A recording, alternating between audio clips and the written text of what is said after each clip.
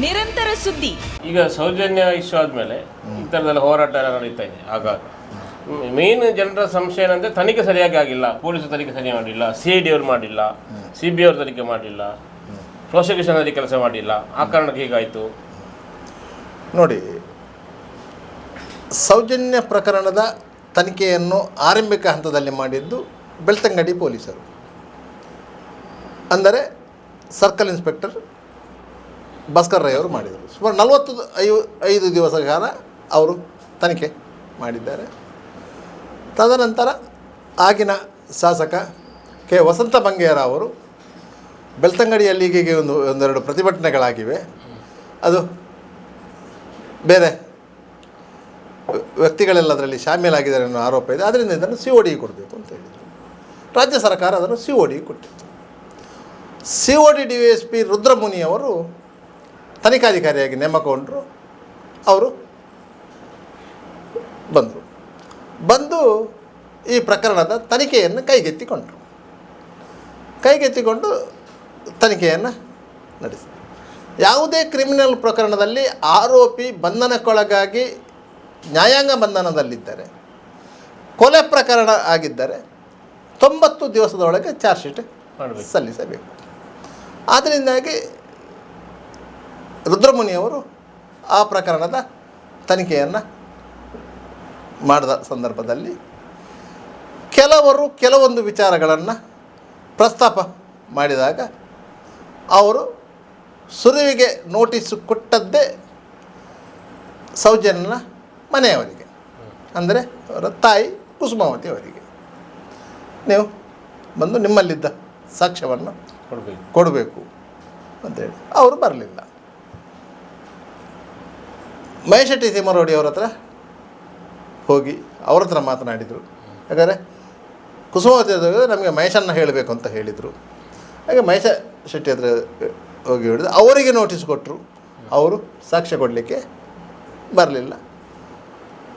ಮತ್ತು ಅವರು ತನಿಖೆ ನಡೆಸಿ ಸಂತೋಷ್ ರಾವ್ನ ಮೇಲೆ ಆರೋಪ ಪಟ್ಟಿಯನ್ನು ಸಲ್ಲಿಸಿದರು. ಇದು ಘಟನೆ ನಡೆದು 3 ತಿಂಗಳ ಒಳಗೆ, ಅಕ್ಟೋಬರಲ್ಲಿ ಘಟನೆ ನಡೆದಿದೆ, ಇದು ಜನವರಿಯಲ್ಲಿ ಆರೋಪ ಪಟ್ಟಿ ಸಲ್ಲಿಕೆ. CBI ಯಾವಾಗ ಎಂಟ್ರಿ ಆಯಿತು? CBI ಎಂಟ್ರಿ ಆದದ್ದು 2014ಕ್ಕೆ, ಕಾಂಗ್ರೆಸ್ ಸರ್ಕಾರ ಬಂದ ಮೇಲೆ CBI ಎಂಟ್ರಿ ಆಗಿರೋದು, ಆಯಿತಾ, 2014ಕ್ಕೆ. ಆ ಸಂದರ್ಭದಲ್ಲಿ 2013ರಲ್ಲಿ, ಅಂದರೆ ಘಟನೆ ನಡೆದು ಆರೋಪ ಪಟ್ಟಿ ಸಲ್ಲಿಕೆಯಾಗಿ ಒಂದು 9 ತಿಂಗಳ ನಂತರ ಮಹೇಶೆಟ್ಟಿ ತಿಮ್ಮರೋಡಿ, ಕುಸುಮಾವತಿ, ವಿಠ್ಠಲಗೌಡ ಮತ್ತು ಚಂದಪ್ಪಗೌಡ ಇವರು ಬೆಂಗಳೂರಿಗೆ ಹೋಗಿ ಮುಖ್ಯಮಂತ್ರಿ ಸಿದ್ದರಾಮಯ್ಯನೊಂದು ಭೇಟಿಯಾಗ್ತಾರೆ, ಅವರಿಗೊಂದು ಮನವಿ ಕೊಡ್ತಾರೆ. ತದನಂತರ ರಾಜ್ಯ ಮಟ್ಟದ ಸ್ಯಾಟಲೈಟ್ ಚಾನಲ್ನಲ್ಲಿ ಒಂದು ಚರ್ಚೆಯಲ್ಲಿ ಭಾಗವಹಿಸ್ತಾರೆ. MCC ಬ್ಯಾಂಕ್ ಲಿಮಿಟೆಡ್ ಬೆಳ್ಮಣ್ಣಲ್ಲಿ MCC ಬ್ಯಾಂಕಿನ 19ನೇ ಶಾಖೆಯನ್ನ ಆರಂಭಿಸುವ ಸುಸಂದರ್ಭದ ಪ್ರಯುಕ್ತ ಆಯ್ದ ನಿರಕ್ಕು ಠೇವಣಿಗಳ ಮೇಲೆ %8.5 ಆಕರ್ಷಕ ಬಡ್ಡಿ ಹಾಗೂ ₹1200ರಿಂದ ಆರಂಭವಾಗುವ ಅತಿ ಕಡಿಮೆ ಬಾಡಿಗೆಯಲ್ಲಿ ಭದ್ರತಾ ಲಾಕರ್ಗಳು. 113 ವರ್ಷಗಳಿಂದ ನಿಮ್ಮ ಸೇವೆಯಲ್ಲಿ. ಹಿಂದೆ ನಿಮ್ಮ ಹತ್ತಿರದ MCC ಬ್ಯಾಂಕ್ ಶಾಖೆಯನ್ನು ಸಂಪರ್ಕಿಸಿರಿ. ದೂರವಾಣಿ ಸಂಖ್ಯೆ 7090701105, ಟೋಲ್ ಫ್ರೀ ನಂಬರ್ 1800123296. ಷರತ್ತುಗಳು ಅನ್ವಯ. ಆ ಚರ್ಚೆಯಲ್ಲಿ ಅವರು ಸಂತೋಷ್ ರಾವ್ ಈ ಆರೋಪಿ ಅಲ್ಲ, ಇದರಲ್ಲಿ ಬೇರೆ ಆರೋಪಿಗಳಿದ್ದಾರೆ. ಅದರಲ್ಲಿ ಪ್ರಮುಖರಾದವರು ನಿಶ್ಚಲ್ ಜೈನ್, ಅವರು ಧರ್ಮಸ್ಥಳದ ಧರ್ಮಾಧಿಕಾರಿ ವೀರೇಂದ್ರ ಹೆಗ್ಗಡೆ ಅವರ ತಮ್ಮ ಅರ್ಷೇಂದ್ರ ಕುಮಾರ್ ಅವರ ಮಗ. ಮತ್ತೊಬ್ಬ ಮಲ್ಲಿಕ್ ಜೈನ್, ಧೀರಜ್ ಕೆಲ್ಲ ಮತ್ತು ಉದಯ ಜೈನ್, ಇವರೇ 4 ಮಂದಿ ಮಾಡಿದ್ದು. ಆವತ್ತು ಅಂದರೆ ಸೌಜನ್ಯ ನಾಪತ್ತೆ ಆದ ದಿನದಂದು ಮಧ್ಯಾಹ್ನ 2 ಗಂಟೆಯ ವೇಳೆಗೆ ಕುಸುಮಾವತಿಯವರು ಹೇಳುವ ಪ್ರಕಾರ ಅವರ ತಂಗಿ ಯಶೋಧ ಅಲ್ಲಿಂದ ಬರ್ತಾ ಇದ್ದಾಗ ಈ 4 ಮಂದಿ ಅಲ್ಲಿ ಇದ್ದು ಪರಸ್ಪರ ಮಾತನಾಡುತ್ತಿದ್ದರು. ಈ ಹೊತ್ತಲ್ಲಿ ಇಲ್ಲಿ ಏನೂ ಮಾಡಲಿಕ್ಕೆ ಸಾಧ್ಯ ಆಗುವುದಿಲ್ಲ. ನಾವು ಬೇರೆ ಜಾಗ ನೋಡಬೇಕು, ಇಲ್ಲದ್ರೆ ಬೇರೆ ಸಮಯ ನೋಡಬೇಕು ಅಂತ ಹೇಳ್ತಾ ಇದ್ರು ಅಂತ ಹೇಳಿದರು ಅಂತ ಹೇಳಿ ಕುಸುಮಾವತಿಯವರು ಹೇಳಿದರು. ಮನಸಂಕದಲ್ಲಿ ಮಣ್ಣಸಂಕದ ಆ ಪ್ರದೇಶದಲ್ಲಿ ಆ 4 ಮಂದಿ ಇದ್ದರು ಅಂತ ಹೇಳಿ ಇದು ಅವರ ವರ್ಷನ್. ಅದು ಭಾರಿ ದೊಡ್ಡ ಮಟ್ಟದಲ್ಲಿ ಸಂಚಲನ ಸೃಷ್ಟಿಯಾಯಿತು. ಅದೇ ಸಮಯದಲ್ಲಿ ಒಬ್ಬರು ವಿದೇಶಕ್ಕೆ ಹೋಗ್ತಾರಂತೆ, ಈ ಹುಡುಗರಲ್ಲಿ 4 ಜನರಲ್ಲಿ ಒಬ್ಬ ವಿದೇಶಕ್ಕೆ ಹೋಗ್ತಾರೆ. ಅಲ್ಲ, ಅವರು ಆಲ್ರೆಡಿ ವಿದೇಶದಲ್ಲಿ ಇದ್ದರು. ಅವರು ಆಲ್ರೆಡಿ ನಿಶ್ಚಲ್ ಜೈನ್ ಆಲ್ರೆಡಿ ಅಮೆರಿಕದಲ್ಲಿದ್ದರು. ಆಯಿತಾ, ಇವರು ಅಷ್ಟು ಆರೋಪ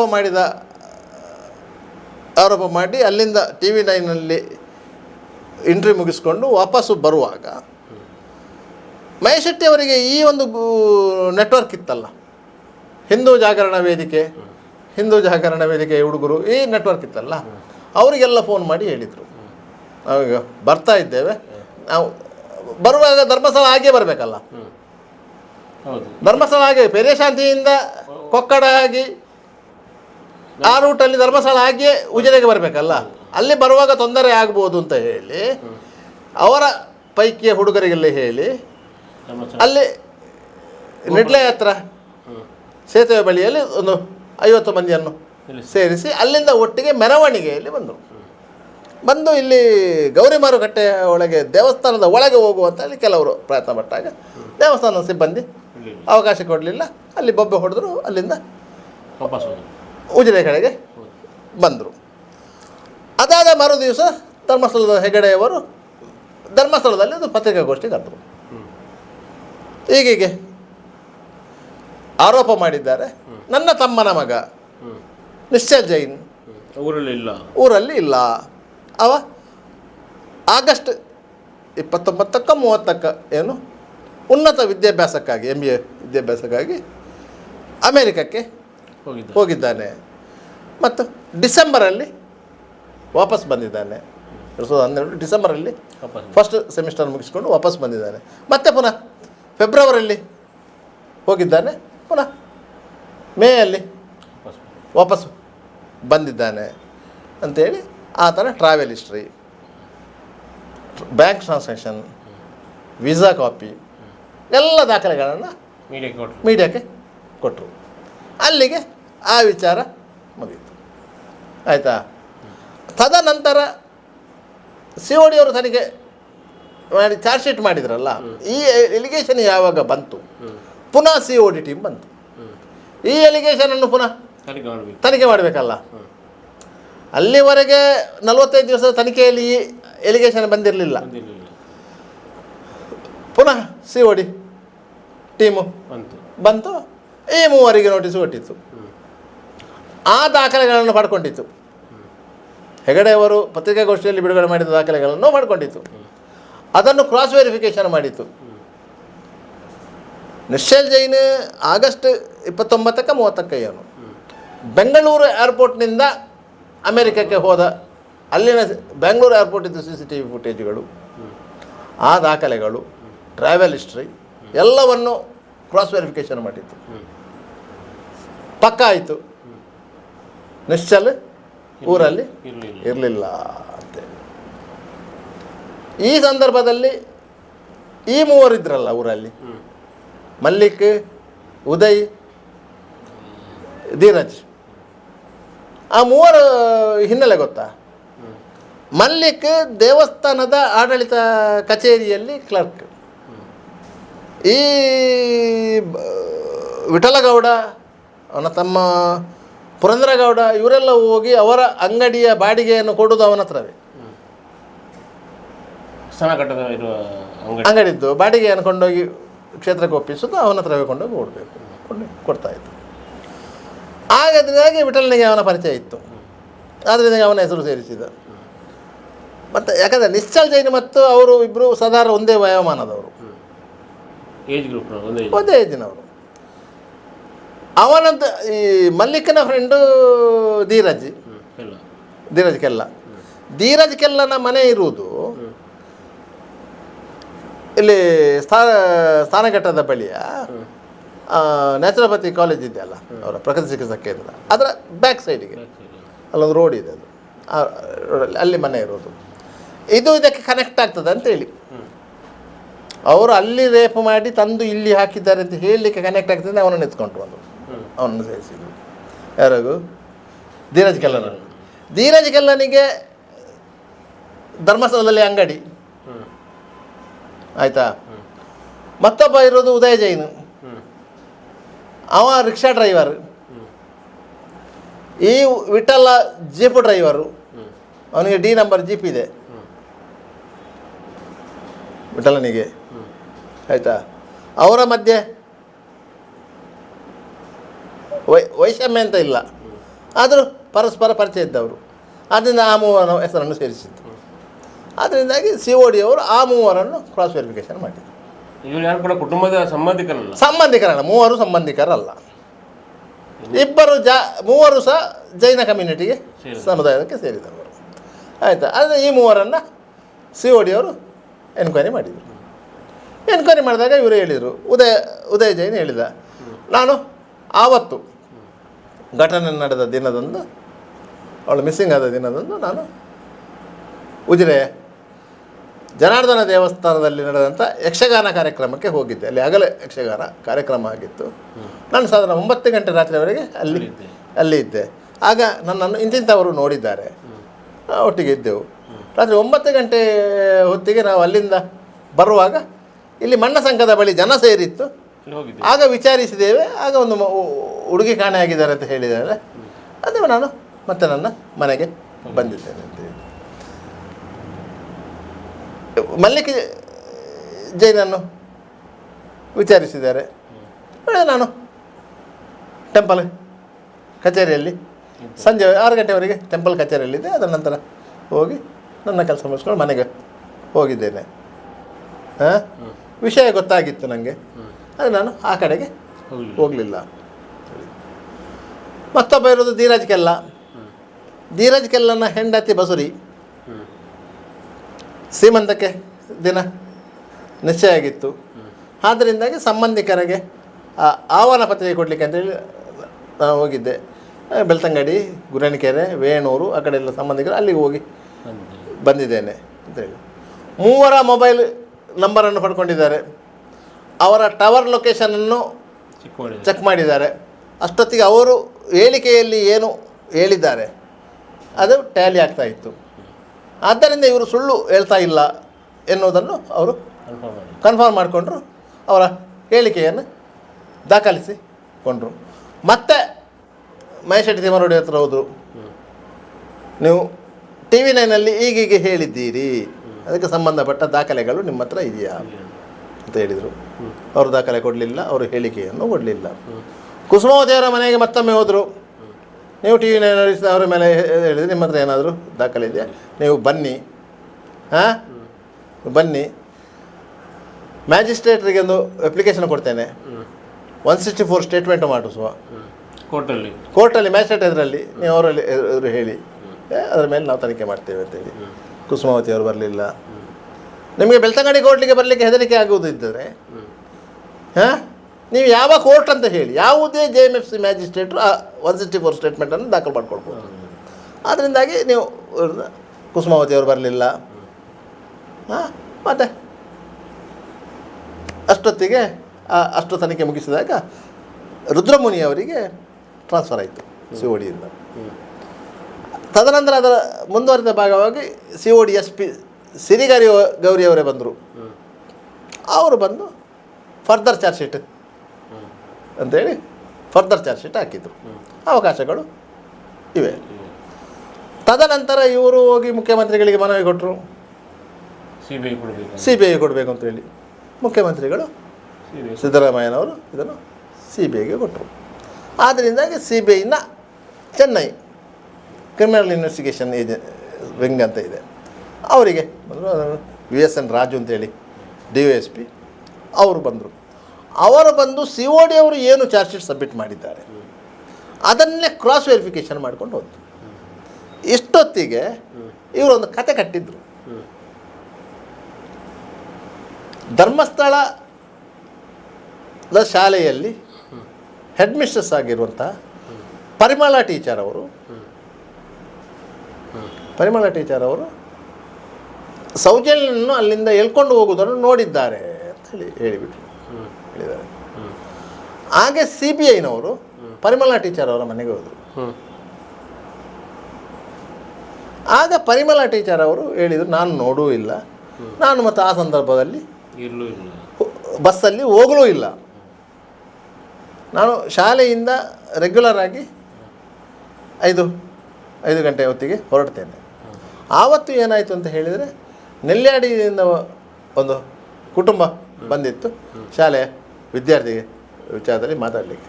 ನಾನು ಅವರ ಹತ್ರ ಮಾತನಾಡಿ ಅದರ ನಂತರ ನಾನು ಜೀಪಿನಲ್ಲಿ ಮನೆಗೆ ಹೋಗಿದ್ದೇನೆ ಅಂತೇಳಿ. ಇವರು ಹೇಳುವುದೇನೆ, ಅವರು ಬಸ್ಸಲ್ಲಿ ಹೋಗಿದ್ದಾರೆ, ಅವರೊಟ್ಟಿಗೆ ಇಲ್ಲಿ ಪದ್ಮಂಜನ ಒಂದು ಹೆಣ್ಮಗಳಿದ್ರು ಅಂತೇಳಿ. ಆಯಿತಾ, ಪದ್ಮಂಜನ ಹೆಣ್ಮಗಳನ್ನು ಕ್ವಶನ್ ಮಾಡಿದಾಗ ಅವಳು ಹೇಳಿದ್ರು, ನಾನು ಟೀಚರ್ ಒಟ್ಟಿಗೆ ಹೋಗಲಿಲ್ಲ ಅಂತೇಳಿ. ಆಯಿತಾ, ಅದನಂತರ ಇವರನ್ನು ಟೀಚರ್ ಅವರನ್ನು ಸುಮಾರು ಇಡೀ ದಿವಸ ಅವರ ಮನೆಯಲ್ಲಿ CBI ಅಧಿಕಾರಿಗಳು ಕ್ವಶನ್ ಮಾಡಿತ್ತು. ಈ ಪರಿಮಳಾ ಟೀಚರ್ ಗಂಡ ಶಿವಕುಮಾರ್ ಅಂತೇಳಿ, ಅವ್ರ ಲಾಯರ್, ಅವರ ಅಣ್ಣ ಹರಿದಾಸ್ ಅಂತೇಳಿ, ಅವರು ಜೇನು ಕೃಷಿಕರು. ಮೂವರನ್ನು 3 ಕೋಣೆಯಲ್ಲಿ ಕೂತ್ಕೊಂಡು ಕ್ವಶನ್ ಮಾಡಿದರೆ ಬೆಳಗ್ಗಿಂದ ಸಂಜೆವರೆಗೆ. CBI ಅಧಿಕಾರಿ ಊಟ ಎಲ್ಲ ಅವರು ಪಾರ್ಸೆಲ್ಲ ತರಿಸಿದ್ದು ಮನೆಗೆ ನೋಡಿ, ಮತ್ತೆ ಪುನಃ ನೋಟಿಸ್ ಕೊಡ್ತೇವೆ ಅಂತ ಹೇಳಿದರು. ಅದ ನಂತರ 2 ಬಾರಿ ಇವರನ್ನು, 1 ಬಾರಿಯ 2 ಬಾರಿ ಅವನು ಚೆನ್ನೈಗೆ ಕರೆಸ್ಕೊಂಡಿದ್ದಾರೆ ಎನ್ಕ್ವೈರಿಗೆ. ಚೆನ್ನೈಯಲ್ಲಿ ಇವರನ್ನು ಎನ್ಕ್ವೈರಿ ಮಾಡಿದ ಸಂದರ್ಭದಲ್ಲಿ ಇವರು ಹೇಳಿದ್ರಲ್ಲ, ನೆಲ್ಯಾಡಿಯ ಒಂದು ವಿದ್ಯಾರ್ಥಿಯ ಕುಟುಂಬ ಬಂದಿತ್ತು ಅಂತ ಹೇಳಿ, ಅವರನ್ನು ವಿಡಿಯೋ ಕಾನ್ಫರೆನ್ಸಲ್ಲಿ ತರಿಸಿದ್ದಾರೆ CBIನವರು. ಆ ರೀತಿ ಎನ್ಕ್ವೈರಿ ಮಾಡಿದ್ದಾರೆ. ಮತ್ತು ಇವರು ಹೇಳೋದು ಸುಳ್ಳು ಅಂತೇಳಿ ಅವರಿಗೂ ಮನವರಿಕೆ ಆಗಿತ್ತು. ಅವರು ಅವರನ್ನು ಅದರಲ್ಲಿ ಸಾಕ್ಷಿಯನ್ನಾಗೂ ಮಾಡಲಿಲ್ಲ. ಮತ್ತೂ ಒಂದು ವಿಶೇಷತೆ ನೋಡಬೇಕು ಈ ಕೇಸಲ್ಲಿ. ಒಂದು ಕೊಲೆ ಪ್ರಕರಣದಲ್ಲಿ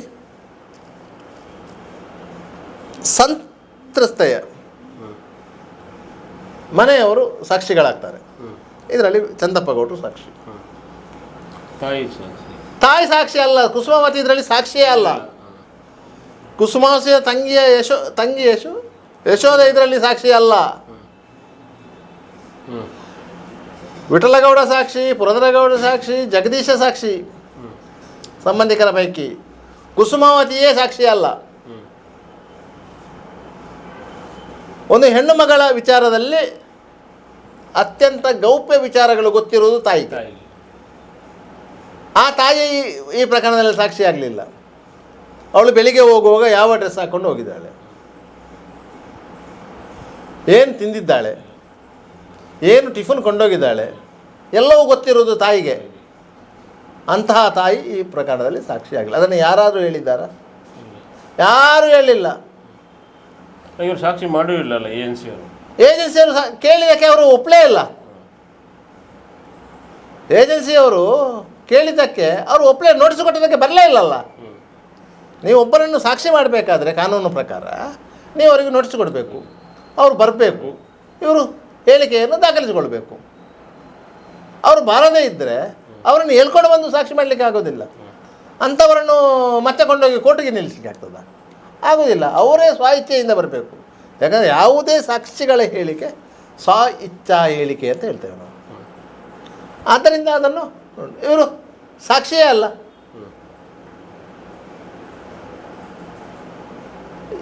ಅದರ ನಂತರದ ಬೆಳವಣಿಗೆಯಲ್ಲಿ CBIನವರು ಪೂರಕ ಚಾರ್ಜ್ ಶೀಟ್ ಹಾಕಿದರು. ಅವರು ಬೇರೆ ಯಾವ ಆರೋಪಿಯನ್ನು ಐಡೆಂಟಿಫೈ ಮಾಡಲಿಲ್ಲ, ಸಂತೋಷ್ ರಾವನ್ನೇ ಐಡೆಂಟಿಫೈ ಮಾಡಿದ್ದು. ಡಾಕ್ಟರ್ ರೂಪಾಲಿ ಅವರು ಮಂಗಳೂರಿನ ಸಬ್ ಜೈಲಿಗೆ ಬಂದು ಕೋರ್ಟಿಂದ ಪರ್ಮಿಷನ್ ತಗೊಂಡು, ಯಾಕಂದರೆ ಜುಡಿಷಿಯಲ್ ಕಸ್ಟಡಿಯಲ್ಲಿದ್ದ, ಕೋರ್ಟಿಂದ ಪರ್ಮಿಷನ್ ತಗೊಂಡು ಆತನನ್ನು ಇಂಟ್ರಗೇಷನ್ಗೆ ಒಳಪಡಿಸಿದರು. ಅವರು ಸ್ಪಷ್ಟವಾಗಿ ಹೇಳ್ತಾರೆ, ಈತನೇ ಆ ಕೃತ್ಯ ಮಾಡಿರುವುದು, ಈತನ ವರ್ತನೆಯಿಂದ ನಾನು ಗ್ರಹಿಸಿಕೊಂಡಿದ್ದೇನೆ ಅಂತೇಳಿ. ಆಯಿತಾ? ತದನಂತರ ಈತನಿಗೆ ಒಂದು ನೋಟಿಸ್ ಕೊಡ್ತಾರೆ CBIನವರು, ಸೈಂಟಿಫಿಕ್ ಟೆಸ್ಟಿಗೆ ಮಂಪರ್ ಪರೀಕ್ಷೆಗೆ ರೆಡಿ ಆಗಬೇಕು ಅಂತೇಳಿ. ಅದಕ್ಕೆ ಅವನು ಒಪ್ಪುವುದಿಲ್ಲ.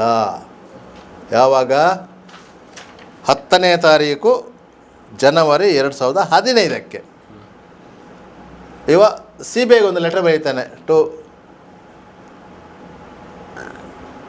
SP central bureau of investigation social crimes branch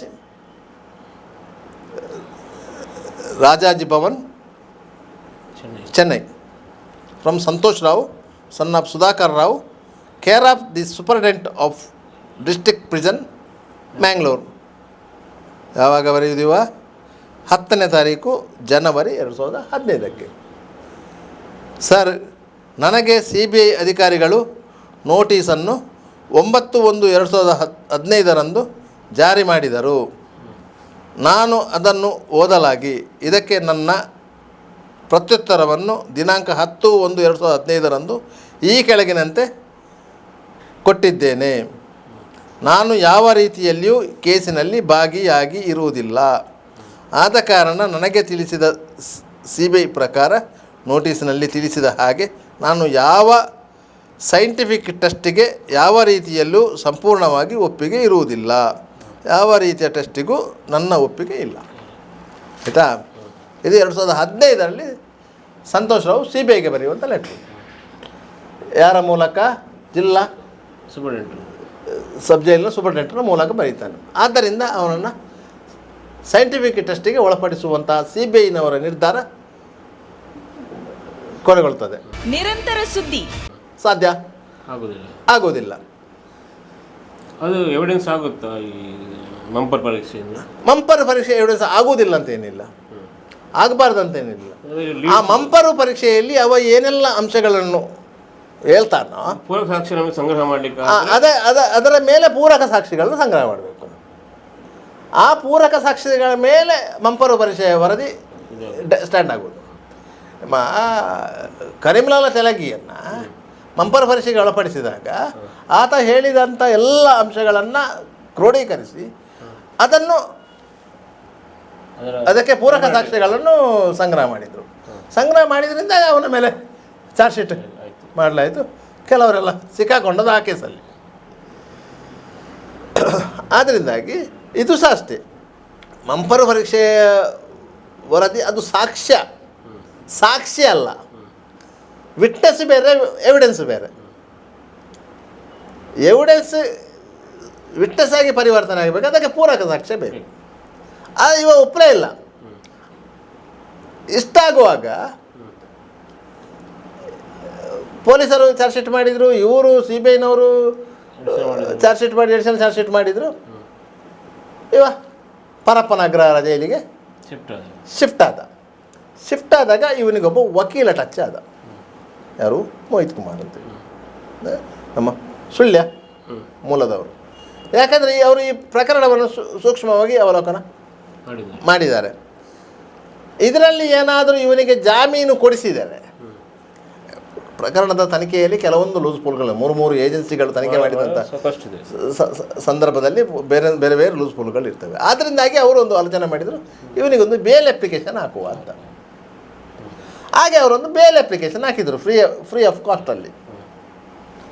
bale ಆದರೆ ಅವರಿಗೆ ಒಂದು ಕೋಡು, ಒಂದು ಹೆಸರು, ಆಯಿತಾ? ಅವರು ಬೇಲ್ ಅಪ್ಲಿಕೇಶನ್ ಹಾಕಿದರು. ಅದನ್ನು CBI ನ್ಯಾಯಾಲಯ ರಿಜೆಕ್ಟ್ ಮಾಡಿತ್ತು. ಹೈಕೋರ್ಟಿಗೆ ಅಪೀಲ್ ಹೋದರು. ಹೈಕೋರ್ಟು ರಿಜೆಕ್ಟ್ ಮಾಡಿತ್ತು. ಈ ರಿಜೆಕ್ಟ್ ಮಾಡಿದಾಗ ಇವರು ಮತ್ತೊಂದು ಆಲೋಚನೆ ಮಾಡಿದರು. ಯಾರು? ಮೊಹಿತ್. CBIನ ವಕೀಲರಿದ್ದಾರೆ, ಶಿವಾನಂದ ಪೆರ್ಲಾ ಅಂತೇಳಿ, ಆಯಿತಾ? ಅವರು ಈ ಕೇಸ್ ಫೈಲನ್ನೆಲ್ಲ ಸ್ಟಡಿ ಮಾಡಿದಾಗ ಮತ್ತು ಇವರು ಹೇಳಿದ ರೀತಿಯನ್ನು ನೋಡಿದಾಗ ಈ 3 ಮಂದಿಯನ್ನು ವಿಚಾರಣೆ ಮಾಡಿದ್ದಾರೆ CBIನವರು. ಯಾರನ್ನು? ಕೆಲ್ಲ, ಉದಯ್, ಮಲ್ಲಿಕ್, 3 ಮಂದಿಯನ್ನು. ಅದರಲ್ಲಿ 2 ಸಂತೋಷ್ ರಾವ್ರನ್ನು ಹಿಡಿದುಕೊಟ್ಟ ಇದರಲ್ಲಿ ಸಾಕ್ಷಿದಾರರು. ಆದ್ದರಿಂದ ಅವರು ಏನು ಮಾಡಿದರು ಅಂತ ಹೇಳಿದರೆ, ಸೆಕ್ಷನ್ 319 ಅಡಿಯಲ್ಲಿ ಒಂದು ಅಪ್ಲಿಕೇಶನ್ ಹಾಕಿದರು ಕೋರ್ಟಿಗೆ. ಯಾರು? ಶಿವಾನಂದ ಪೆರ್ಲ. ಇವರು ಹೇಳಿದ್ದು, ಅಲ್ಲಿ CBIನವರು ಎನ್ಕ್ವೈರಿ ಮಾಡಿದ್ದು ಅದನ್ನೆಲ್ಲ ಆಧಾರವಾಗಿಟ್ಟು ಅದು ಸೆಕ್ಷನ್ 390ನಲ್ಲಿ ಅಪ್ಲಿಕೇಶನ್ ಹಾಕಿ ಆ 3 ಮಂದಿಯನ್ನು ಈ ಪ್ರಕರಣದಲ್ಲಿ ಆರೋಪಿಯಾಗಿ ಸೇರಿಸಬೇಕು ಅಂತ ಹೇಳಿ. ಆಯಿತಾ? CBI ಕೋರ್ಟ್ ಅವರಿಗೆ ಸಮನ್ಸ್ ಮಾಡಿದ್ರು. ಅವರು CBI ಕೋರ್ಟಿಗೆ ಹಾಜರಾದರು. ಅವ್ರು ಹೇಳಿದ್ರು ನಮ್ಮದು ಎಲ್ಲ ರೀತಿಯ ವಿಚಾರಣೆ ಮಾಡಿದ್ದಾರೆ ಅಂತೇಳಿ. ಮತ್ತು ನಾವು ಯಾವ ರೀತಿಯ ವಿಚಾರಣೆಗೂ ರೆಡಿ ಇದ್ದೇವೆ ಅಂತೇಳಿ. ಅದಕ್ಕೆ ಕೋರ್ಟ್ ಹೇಳಿದ್ರೆ ನೀವು ಸೈಂಟಿಫಿಕ್ ಇನ್ವೆಸ್ಟಿಗೇಷನ್ಗೆ ಒಪ್ಪಿಗೆ ಉಂಟು. ನಮ್ಮದು ಒಪ್ಪಿಗೆ. ಯಾಕಂದರೆ ಈಗ ಊರಲ್ಲೆಲ್ಲ ನಾವೇ ಕೊಂದದಂತ ಹೇಳಿ ಆಗಿದೆ. ನಮ್ಮ ಫ್ಯಾಮಿಲಿಯ ಒಳಗೆ ಗೊಂದಲ ಇದೆ. ನಾವು ಎಷ್ಟು ಹೇಳಿದ್ರು ಯಾರು ನಂಬುವ ಪರಿಸ್ಥಿತಿಯಲ್ಲಿ ಇಲ್ಲ. ಅದರಿಂದಾಗಿ ನಮಗೆ ಒಂದು ಕ್ಲೀನ್ ಚಿಟ್ ಸಿಗ್ತದೆ ಅಂತಾದರೆ ನಾವು ಅದಕ್ಕೂ ರೆಡಿ ಅಂತೇಳಿ CBI ಕೋರ್ಟ್ ಆರ್ಡರ್ ಮಾಡಿತ್ತು. ಅವರ ಸೈಂಟಿಫಿಕ್ ಇನ್ವೆಸ್ಟಿಗೇಷನ್ ಮಾಡಿ ಅಂತೇಳಿ. CBIನವರು ಇವರನ್ನು ಕೊಂಡೋಗಿ ಪಾಲಿಗ್ರಾಫ್ ಟೆಸ್ಟ್ ಮಾಡಿದರು, ಮಂಪರ ಪರೀಕ್ಷೆ ಮಾಡಿದರು, ಲೈಟ್ ಡಿಟೆಕ್ಟರ್ ಮಾಡಿದರು, ಎಲ್ಲವೂ ಮಾಡಿದರು. ಮಾಡಿ ಎಲ್ಲದರಲ್ಲೂ ನೆಗೆಟಿವ್ ಬಂತು. ಅವರು ಯಾವ ಪ್ರಶ್ನೆಗಳನ್ನು ಕೇಳಿದರು ಅದಕ್ಕೆ ಇವರು ಸ್ಪಷ್ಟವಾದ ಉತ್ತರ ಕೊಟ್ಟರು. ಆ ಉತ್ತರ ಯಾವುದು ಅಂತ ಹೇಳಿದರೆ, ಈ ಹಿಂದೆ CBIನವರು ಇವರ ಹತ್ರ ಪ್ರಶ್ನೆ ಕೇಳಿದಾರಲ್ಲ, ಅವರ ಟೆಲಿಫೋನು ಡಾಟಾ ಆಧಾರದ ಮೇಲೆ, ಅದಕ್ಕೂ ಅವರು ಸುಳ್ಳು ಪತ್ತೆ ಪರೀಕ್ಷೆಯಲ್ಲಿ ಹೇಳಿದಂಥ ಉತ್ತರಕ್ಕೂ ಟಾಲಿ ಆಗ್ತಾಯಿತ್ತು. ಆದ್ದರಿಂದ ಅವರು ಬಿಟ್ಟರು. CBI ಕೋರ್ಟು ಇವರನ್ನು ವಿಚಾರಣೆ ಅಗತ್ಯ ಇಲ್ಲ, ಇವರನ್ನು ಆರೋಪಿಯನ್ನಾಗಿ ಸೇರಿಸಲಿಕ್ಕೆ ಆಗೋದಿಲ್ಲ ಅಂತೇಳಿ ಇವರನ್ನು ಬಿಟ್ಟರು, ರಿಜೆಕ್ಟ್ ಮಾಡಿದರು. 2019ರಲ್ಲಿ ಅದಕ್ಕಿಂತ ಮೊದಲೊಂದು ಘಟನೆ ಆಗ್ತದೆ. 2016ರಲ್ಲಿ ಇದೆಲ್ಲ ಆಗಿರೋದು. ಆಗ ಇವರು ಬೇಲ್ ಅಪ್ಲಿಕೇಶನ್ ರಿಜೆಕ್ಟ್ ಆಗ್ತದೆ, ಹೈಕೋರ್ಟಿಗೆ ಹೋಗ್ತಾರೆ, ಹೈಕೋರ್ಟಲ್ಲೂ ರಿಜೆಕ್ಟ್ ಆಗ್ತದೆ. ಈ 3 ಜನ ಅಲ್ಲ, ಈ 3 ಬೇಲ್ ಅಪ್ಲಿಕೇಶನ್ ಹಾಕೋದಿಲ್ಲ, ಇವರಿಗೆ ಅಗತ್ಯ ಇಲ್ಲ. ಇವರು 2016ರಲ್ಲಿ ಕ್ಲೀನ್ ಚಿಟ್ ಆಯ್ತಲ್ಲ ಇವರಿಗೆ, ಸಂತೋಷ್ ರಾವ್ನ ಪರವಾಗಿ ಇವರು ಬೇಲ್ ಅಪ್ಲಿಕೇಶನ್ ಹಾಕಿದ್ರಲ್ಲ, ಅದು ರಿಜೆಕ್ಟ್ ಆಯ್ತಲ್ಲ. 2ನೇ ಬಾರಿಗೆ ಬೇಲ್ ಅಪ್ಲಿಕೇಶನ್ ಹಾಕ್ತಾರೆ. ಯಾವ ಕಾರಣ ಕೊಡ್ತಾರೆ ಅಂತ ಹೇಳಿದರೆ, ಸಂತೋಷ್ ರಾವ್ ನನ್ನ ತಂದೆ ಸುಧಾಕರ್ ರಾವ್ ನಿವೃತ್ತ ಶಿಕ್ಷಕರು, ಏಜ್ 75 ದಾಟಿದೆ, ಅವರ ಅಣ್ಣಂದಿರು ಇದ್ದಾರೆ, ಅವರು ಬೇರೆ ಬೇರೆ ಇದ್ದಾರೆ, ತಂದೆಯನ್ನು ನೋಡಿಕೊಳ್ಳಿಕ್ಕೆ ಜನ ಇಲ್ಲ, ಮತ್ತು ಸಂತೋಷ್ ರಾವ್ನ ಮೇಲೆ ಬೇರೆ ಕ್ರಿಮಿನಲ್ ಪ್ರಕರಣಗಳು ಇಲ್ಲ. ಆದ್ದರಿಂದ ಇದರಲ್ಲಿ ಅವರು ನಿರಪರಾಧಿ, ಇವರ ಮೇಲೆ ಚಾರ್ಜಸ್ ಇದೆ, ಆದರೆ ಬೇರೆ ಕ್ರಿಮಿನಲ್ ಪ್ರಕರಣಗಳಿಲ್ಲ. ಅದರಿಂದ ಇವರಿಗೆ ಆ ಗ್ರೌಂಡಲ್ಲಿ ಜಾಮೀನು ಕೊಡಬೇಕು ಅಂತೇಳಿ ಅದು ರಿಜೆಕ್ಟ್ ಆಗ್ತದೆ. ರಿಜೆಕ್ಟ್ ಆಗ ಪುನಃ ಹೈಕೋರ್ಟಿಗೆ ಹೋಗ್ತಾರೆ. ಹೈಕೋರ್ಟಿಗೆ ಹೋಗಿ ಅಲ್ಲಿ ಮತ್ತೊಂದು ಅಂಶವನ್ನು ಆರ್ಗ್ಯೂ ಮಾಡ್ತಾರೆ. ಅವರಿಗೆ ಮೆಂಟಲಿ ಸರಿ ಇಲ್ಲ, ಅವರಿಗೆ ಈ ಹಿಂದೆ ಶಿವಮೊಗ್ಗದ ಮಾನಸ ಆಸ್ಪತ್ರೆಯಲ್ಲಿ ಚಿಕಿತ್ಸೆ ಕೊಡಲಾಗಿತ್ತು, ಅದರ ಸಂಬಂಧಪಟ್ಟ ಇಂಥ ದಾಖಲೆಗಳಿವೆ ಅಂತೇಳಿ. ಹೈಕೋರ್ಟ್ ಏನು ಹೇಳ್ತದೆ, ಅವನಿಗೆ ನಿಮ್ಮನ್ಸಲ್ಲಿ ಟ್ರೀಟ್ಮೆಂಟ್ ಕೊಡಿಸಿ ಅಂತ ಹೇಳ್ತಾರೆ. ಅದರ ನಂತರ ಜಾಮೀನು ಅಪ್ಲಿಕೇಶನ್ ಹಾಕಿ ಅಂತ ಹೇಳಿ ಅದರ ಮೇಲೆ ಅವನಿಗೆ ನಿಮ್ಮನ್ಸಲ್ಲಿ ಡಾಕ್ಟರ್ CS ಚಂದ್ರಶೇಖರ್ ಅವರಿಗೆ ಟ್ರೀಟ್ಮೆಂಟ್ ಕೊಡ್ತಾರೆ. ಅವರು ಹೇಳ್ತಾರೆ ಇವನಿಗೆ ಏನು ಸಂಕಟ ಇಲ್ಲ ಅಂತೇಳಿ, ನನಗೆ ಮಾನಸಿಕವಾಗಿ ಏನು ಸಮಸ್ಯೆ ಇಲ್ಲ, ಇವನಿಗೆ ಲೈಂಗಿಕವಾಗಿ ಸಮಸ್ಯೆ ಇದೆ, ಅದು ಪರಿಹಾರ ಮಾಡುವಂಥದ್ದು, ಅದು ಬೇರೆ ಸರ್ಜರಿ ಇದೆ, ಅದಕ್ಕೆ ಸರ್ಜರಿ ಮಾಡಬೇಕು, ಅಷ್ಟು ಬಿಟ್ಟರೆ ಬೇರೆ ಏನಿಲ್ಲ. ಅದನ್ನೇ ಡಾಕ್ಟರ್ ಮಹಾಬಲೇಶ್ ಶೆಟ್ಟಿ ಅವರು ಹೇಳಿದ್ದಾರೆ, ಅವರ ರಿಪೋರ್ಟಲ್ಲೂ ಹೇಳಿದ್ದಾರೆ. ಅವನಿಗೆ ಗುಪ್ತಾಂಗದ ಮುಂದೋಗಲು ಹಿಂದೆ ಸರಿತಾ ಇರಲಿಲ್ಲ. ಆ ಸಂದರ್ಭದಲ್ಲಿ ಕಾಮೋದ್ರರಾದಾಗ ಹೆಣ್ಮಕ್ಕಳನ್ನು ನೋಡಿದ ಸಂದರ್ಭದಲ್ಲಿ ಕಾಮೋದ್ರ ಆಗ್ತದೆ, ಆಗ ಅವನಿಗೆ ತಡಿಲಿಕ್ಕೆ ಆಗ್ತಾ ಇರಲಿಲ್ಲ. ಅದು ಆತನಲ್ಲಿ ವಿಕಾರತೆಯನ್ನು ಸೃಷ್ಟಿ ಮಾಡ್ತಾ ಇತ್ತು. ಅಂಥ ಸಂದರ್ಭದಲ್ಲಿ ಆತ ವ್ಯಗ್ರನಾಗ್ತಾನೆ. ಆ ಸಂದರ್ಭದಲ್ಲಿ ಹೆಣ್ಮಕ್ಕಳು ಸಿಕ್ಕಿದರೆ ಆತ ಅತ್ಯಾಚಾರಕ್ಕೆ ಪ್ರಯತ್ನ ಮಾಡ್ತಾನೆ. ಅದನ್ನೇ ಪೋಸ್ಟ್ ಮಾರ್ಟಮ್ ಮಾಡಿದಂತಹ ಡಾಕ್ಟರ್ ರಶ್ಮಿಯವರು ಹೇಳಿದ್ದಾರೆ. ಸೌಜನ್ಯನ ಮೇಲೆ ರೇಪ್ ಆಗಿದೆ ಹೊರತು ಇಂಟರ್ಕೋರ್ಸ್ ಆಗಿಲ್ಲ ಅಂತೇಳಿ. ರೇಪಿಗೂ ಇಂಟರ್ಕೋರ್ಸ್ಗೂ ವ್ಯತ್ಯಾಸ ಇದೆ. ಲೈಂಗಿಕ ದೌರ್ಜನ್ಯ ಆಗಿದೆ, ಲೈಂಗಿಕ ದೌರ್ಜನ್ಯ ಹೆರಾಸ್ಮೆಂಟ್ ಆಗಿದೆ, ಅಸಾಲ್ಟ್ ಆಗಿದೆ, ರೇಪ್ ಆಗಿಲ್ಲ, ಇಂಟರ್ಕೋರ್ಸ್ ಆಗಿಲ್ಲ. ಅದಕ್ಕಾಗಿ ಆ ಇದರಲ್ಲಿ ಆ ಗುಪ್ತಾಂಗಕ್ಕೆ ಅವ ಮಣ್ಣು ತುಂಬಿಸಿದ್ದು ಅದು ಕ್ರೌರ್ಯ ಮರದದ್ದು ಅಂತೇಳಿ ಡಾಕ್ಟರ್ ರಶ್ಮಿಯವರು ಅಭಿಪ್ರಾಯಪಟ್ಟಿದ್ದಾರೆ. ಅದೇ ಅಭಿಪ್ರಾಯವನ್ನು ಚಂದ್ರಶೇಖರ್ ಅವರು ಪಟ್ಟಿದ್ದಾರೆ. ಆತನನ್ನು ಮೆಡಿಕಲ್ ಎಕ್ಸಾಮ್ ಮಾಡಿದಂಥ ಡಾಕ್ಟರ್ ಮಹಾಬಲ ಶೆಟ್ಟಿ ಅವರು ಅಭಿಪ್ರಾಯಪಟ್ಟಿದ್ದಾರೆ. ಆದ್ದರಿಂದಾಗಿ ಅದರಲ್ಲಿ ಡೌಟು ಇರಲಿಲ್ಲ. ಆ ಕಾರಣಕ್ಕಾಗಿ ಆತನಿಗೆ ಜಾಮೀನು ಕೊಡಬೇಕನ್ನೋದು ಅನಿವಾರ್ಯತೆ ಇರಲಿಲ್ಲ. ಆಗ ಹೈಕೋರ್ಟ್ ರಿಜೆಕ್ಟ್ ಮಾಡಿದಾಗ ಹೈಕೋರ್ಟ್ ರಿಜೆಕ್ಟ್ ಮಾಡುವಾಗ ಏನು ಹೇಳಿತಂತ ಹೇಳಿದರೆ, ಸಾಕ್ಷ್ಯ ಇದು ಇಡೀ ಇನ್ವೆಸ್ಟಿಗೇಷನ್ ಮುಗಿದಿದೆ, ಚಾರ್ಜ್ ಶೀಟ್ ಆಗಿದೆ, ಮತ್ತು ಅದರಲ್ಲಿ ಪ್ರಮುಖ 16 ಸಾಕ್ಷಿಗಳನ್ನು ವಿಚಾರಣೆಗೆ ಒಳಪಡಿಸಿದ ನಂತರ ಎಲ್ಲ ಇರೋದು ವಿಟ್ನೆಸ್ಗಳು 16 ಮಂದಿ ಮಾತ್ರ, ಪ್ರಮುಖ 16 ಮಂದಿ. ಅದು ಕಂಪ್ಲೇಂಟ್ ಕೊಟ್ಟವರು, 2ನೇ ಕಂಪ್ಲೇಂಟ್ ಕೊಟ್ಟವರು, ಸ್ಥಳ ಮಹಾಜರಿಗೆ ಪಂಚರು, ಇವರೆಲ್ಲ ಇದು. ಮತ್ತೆ ಎಲ್ಲ ಇರೋದು ಅಫಿಷಿಯಲ್ಸ್.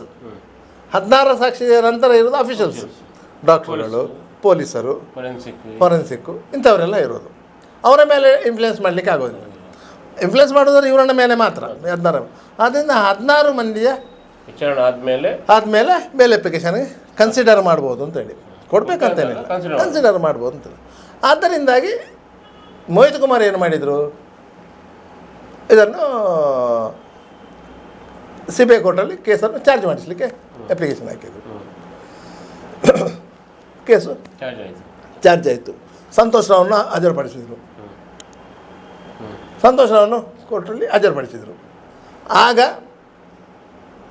ಜಡ್ಜ್ ಅವನಿಗೆ ಹೇಳ್ತಾರೆ, ಆರೋಪಿಗೆ, ನಿನ್ನೆ ಮೇಲೆ ಪೊಲೀಸರು ಈ ರೀತಿಯಾಗಿ ಆರೋಪ ಮಾಡಿದ್ದಾರೆ, ನೀನೇನು ಹೇಳ್ತೀಯ ಅಂತ. ತಪ್ಪು ಮಾಡಲಿಲ್ಲ ಅಂತ ಹೇಳ್ತಾನೆ. ಇಲ್ಲಿಗೆ ಚಾರ್ಜ್ ಆಗ್ತದೆ. ಮತ್ತು 16 ಮಂದಿಗೆ ವಿಚಾರಣೆಗೆ ಸಮನ್ಸ್ ಆಗುತ್ತೆ. ಆ 16 ಮಂದಿ ಸಾಕ್ಷ್ಯ ಹೋಗ್ತಾರೆ. ಅಲ್ಲಿ ಸುರಿನ ಸಾಕ್ಷಿ ಚಂದಪ್ಪ ಗೌಡ್ರು, ಸೌಜನ್ಯನ ತಂದೆ. ಅವರ ಚೀಫಲ್ಲಿ ಅವರು ಏನು ಹೇಳಿದ್ದಾರೆ, ಚೀಫಲ್ಲಿ ಏನು ಹೇಳ್ತಾರೆ ಅಂತ ಹೇಳಿದರೆ, ಯಾಕಂದರೆ ಪೊಲೀಸರ ದಾಖಲೆಗಳ ಪ್ರಕಾರ ಆವತ್ತು ಸಂಜೆ ಅವರಿಗೆ ಮಗಳು ಕಾಣೆಯಾದ ವಿಚಾರಗಳು ಗೊತ್ತಾಯಿತು. ಅವರು ಧರ್ಮಸ್ಥಳಕ್ಕೆ ಹೋಗಿ ಕಾವಂದರ ಹತ್ರ ಮಾತಾಡಿದರು. ತದನಂತರ ಬೆಳ್ತಂಗಡಿ ಸ್ಟೇಷನ್ಗೆ ಹೋಗಿ ಕಂಪ್ಲೇಂಟ್ ಕೊಟ್ಟರು. ಕಂಪ್ಲೇಂಟ್ ಕೊಟ್ಟರು, ಫೋಟೋ ತರಲಿಕ್ಕೆ ಹೇಳಿದರು. ಅವರು ಅಲ್ಲಿಂದ ವಾಪಸ್ ಬಂದರು. ಮರು ದಿವಸ ಅವರು ಬೆಳಿಗ್ಗೆ ಕಾಲೇಜಿಗೆ ಹೋದರು ಅವಳ ಫೋಟೋ ತಗೊಳ್ಳಿಕ್ಕೆ ಅಂತೇಳಿ. ಅಷ್ಟೊತ್ತಿಗೆ ಅವರ ಡೆಡ್ ಬಾಡಿ ಸಿಕ್ಕಿದೆ ಅಂತೇಳಿ ಮಾಹಿತಿ ಬಂತು. ಅವರು ಸ್ಪಾಟಿಗೆ ಬಂದಾಗ ಅಲ್ಲಿ ಹಿಂಗೆ ಆಗಿದೆ. ನನಗೆ ಮತ್ತೆ ಅದನ್ನು ನೋಡಲಿಕ್ಕೆ ಆಗಲಿಲ್ಲ, ನಾನು ಅಲ್ಲೇ ಮಾನಸಿಕವಾಗಿ ಕುಗ್ಗಿ ಹೋದೆ ಅಂತೇಳಿ. ರಾತ್ರಿ 10:30 ಗಂಟೆಗೆ ಕೇಸ್ ರಿಜಿಸ್ಟರ್ ಆಗಿದೆ. ಅದು ಚಂದಪ್ಪ ಗೌಡರಿಗೆ ಗೊತ್ತೇ ಇಲ್ಲ. ಮಿಸ್ಸಿಂಗ್ ಕೇಸು ರಾತ್ರಿ 10:30 ಗಂಟೆಗೆ ರಿಜಿಸ್ಟರ್ ಆಗಿದೆ. ಅದನ್ನು ಚಂದಪ್ಪ ಗೌಡರು ಮೆನ್ಷನೇ ಮಾಡೋದಿಲ್ಲ. ಚಂದಪ್ಪ ಗೌಡರನ್ನು ಮೋಹಿತ್ ಕ್ರಾಸ್ ಮಾಡ್ತಾರೆ.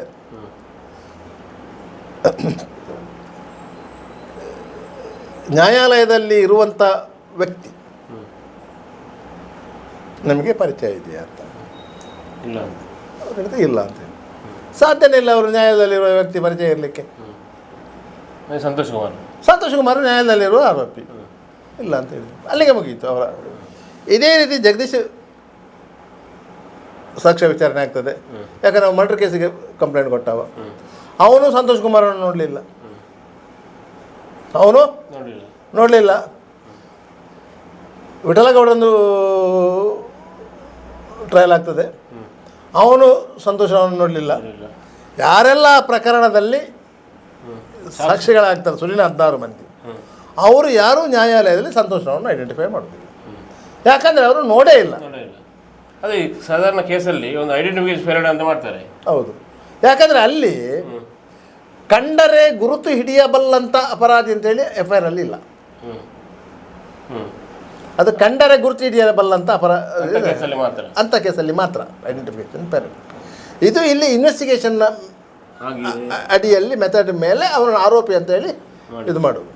ಅವನ ಮೈ ಮೇಲಿದ್ದ ಗಾಯಗಳು, ಅವನ ಗುಪ್ತಾಂಗದಲ್ಲಿರುವ ಗಾಯಗಳು, ಅವನ ವರ್ತನೆ, ಅವ ಸಿಕ್ಕಿಬಿದ್ದ ರೀತಿ, ಅವನಂತ ಇವರು ಐಡೆಂಟಿಫೈ ಮಾಡುವ ರೀತಿ ಪೊಲೀಸ್ನವರು, ಇಟ್ ಇಸ್ ಟೋಟಲಿ ಸರ್ಕಮ್ಸ್ಟೆನ್ಸ್ ಎವಿಡೆನ್ಸ್ನ ಮೇಲೆ ಬಿಲ್ಡಪ್ ಆದಂಥ ಕೇಸು. ಸಂತೋಷನ ಮೇಲೆ ಎಲ್ಲ ಸಾಂದರ್ಭಿಕ ಸಾಕ್ಷಿಗಳು. ಇವರು ಯಾರು ಸಾಂದರ್ಭಿಕ ಸಾಕ್ಷಿಗಳಲ್ಲ. ಸೌಜನ್ಯಕ್ಕೆ ಸಂಬಂಧಪಟ್ಟಂಥ ರಕ್ತ ಸಂಬಂಧಿಗಳು ಯಾರು ಇದ್ದಾರೆ ಅವರು ನೋಡೇ ಇಲ್ಲ. ಅವರು ಅದನ್ನು ಕೋರ್ಟಲ್ಲಿ ಚಂದ ಮಾಡಿ ಹೇಳಿದರು. ಕೋರ್ಟ್ ಅದನ್ನು ದಾಖಲಿಸಿಕೊಂಡಿತು.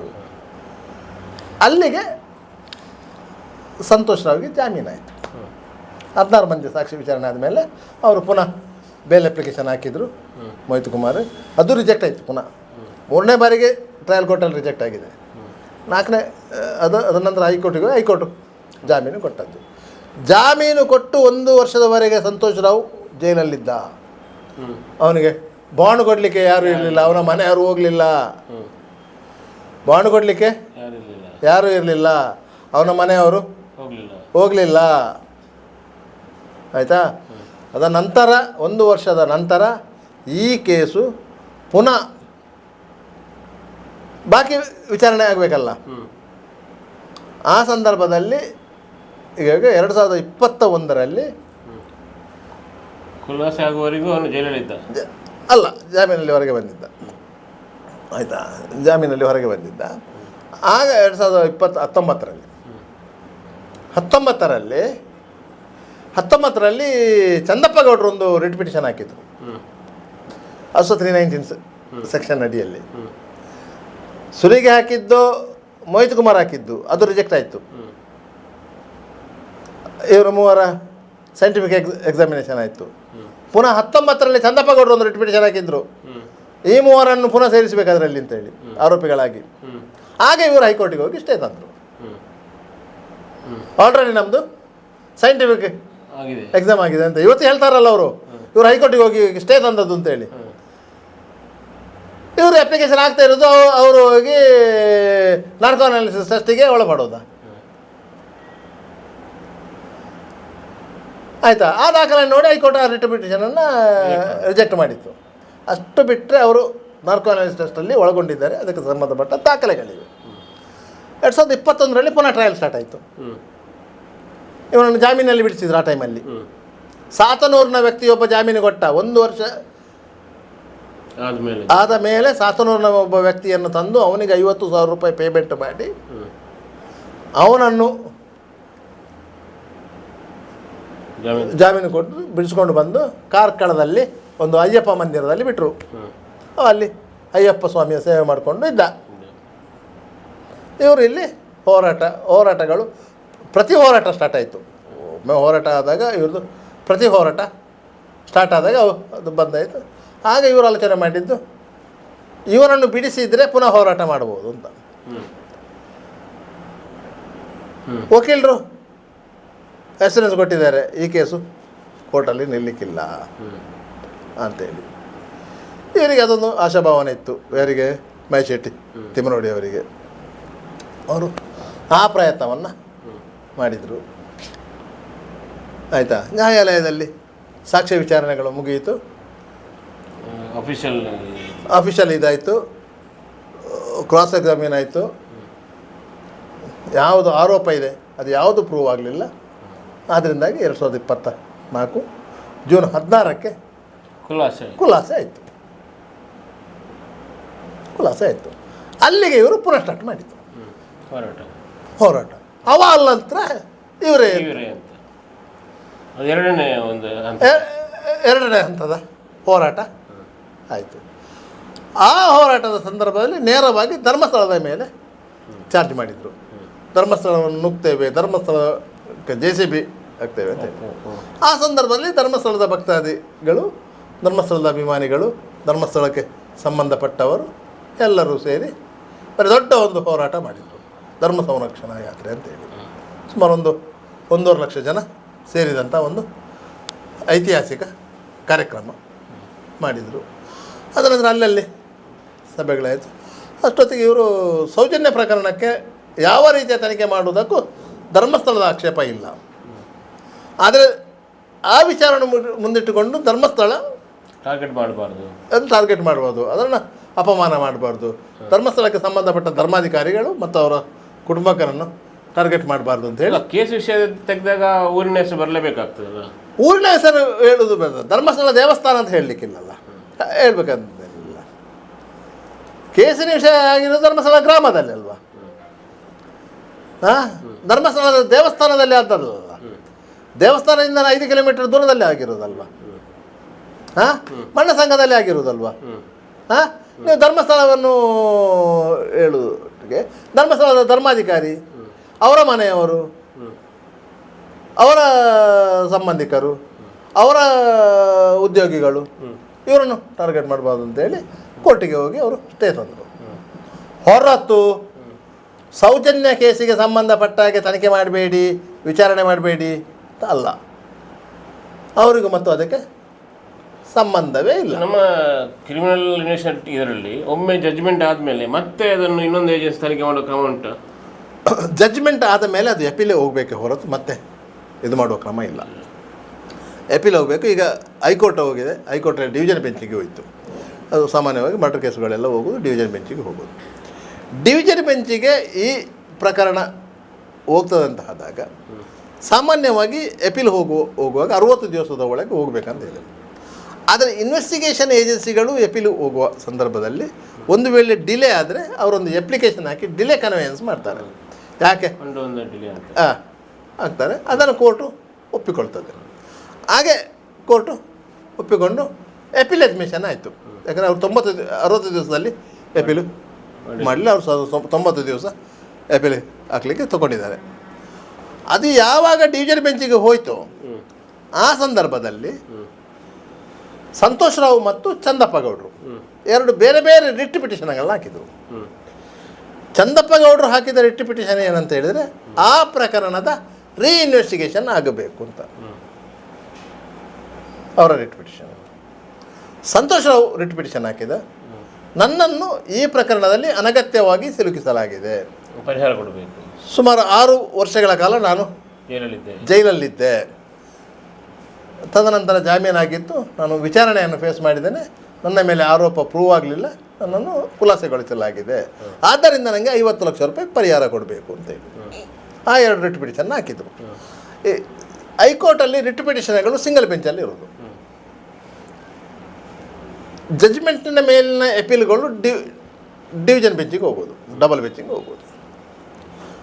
ಹಾಗೆ ಆ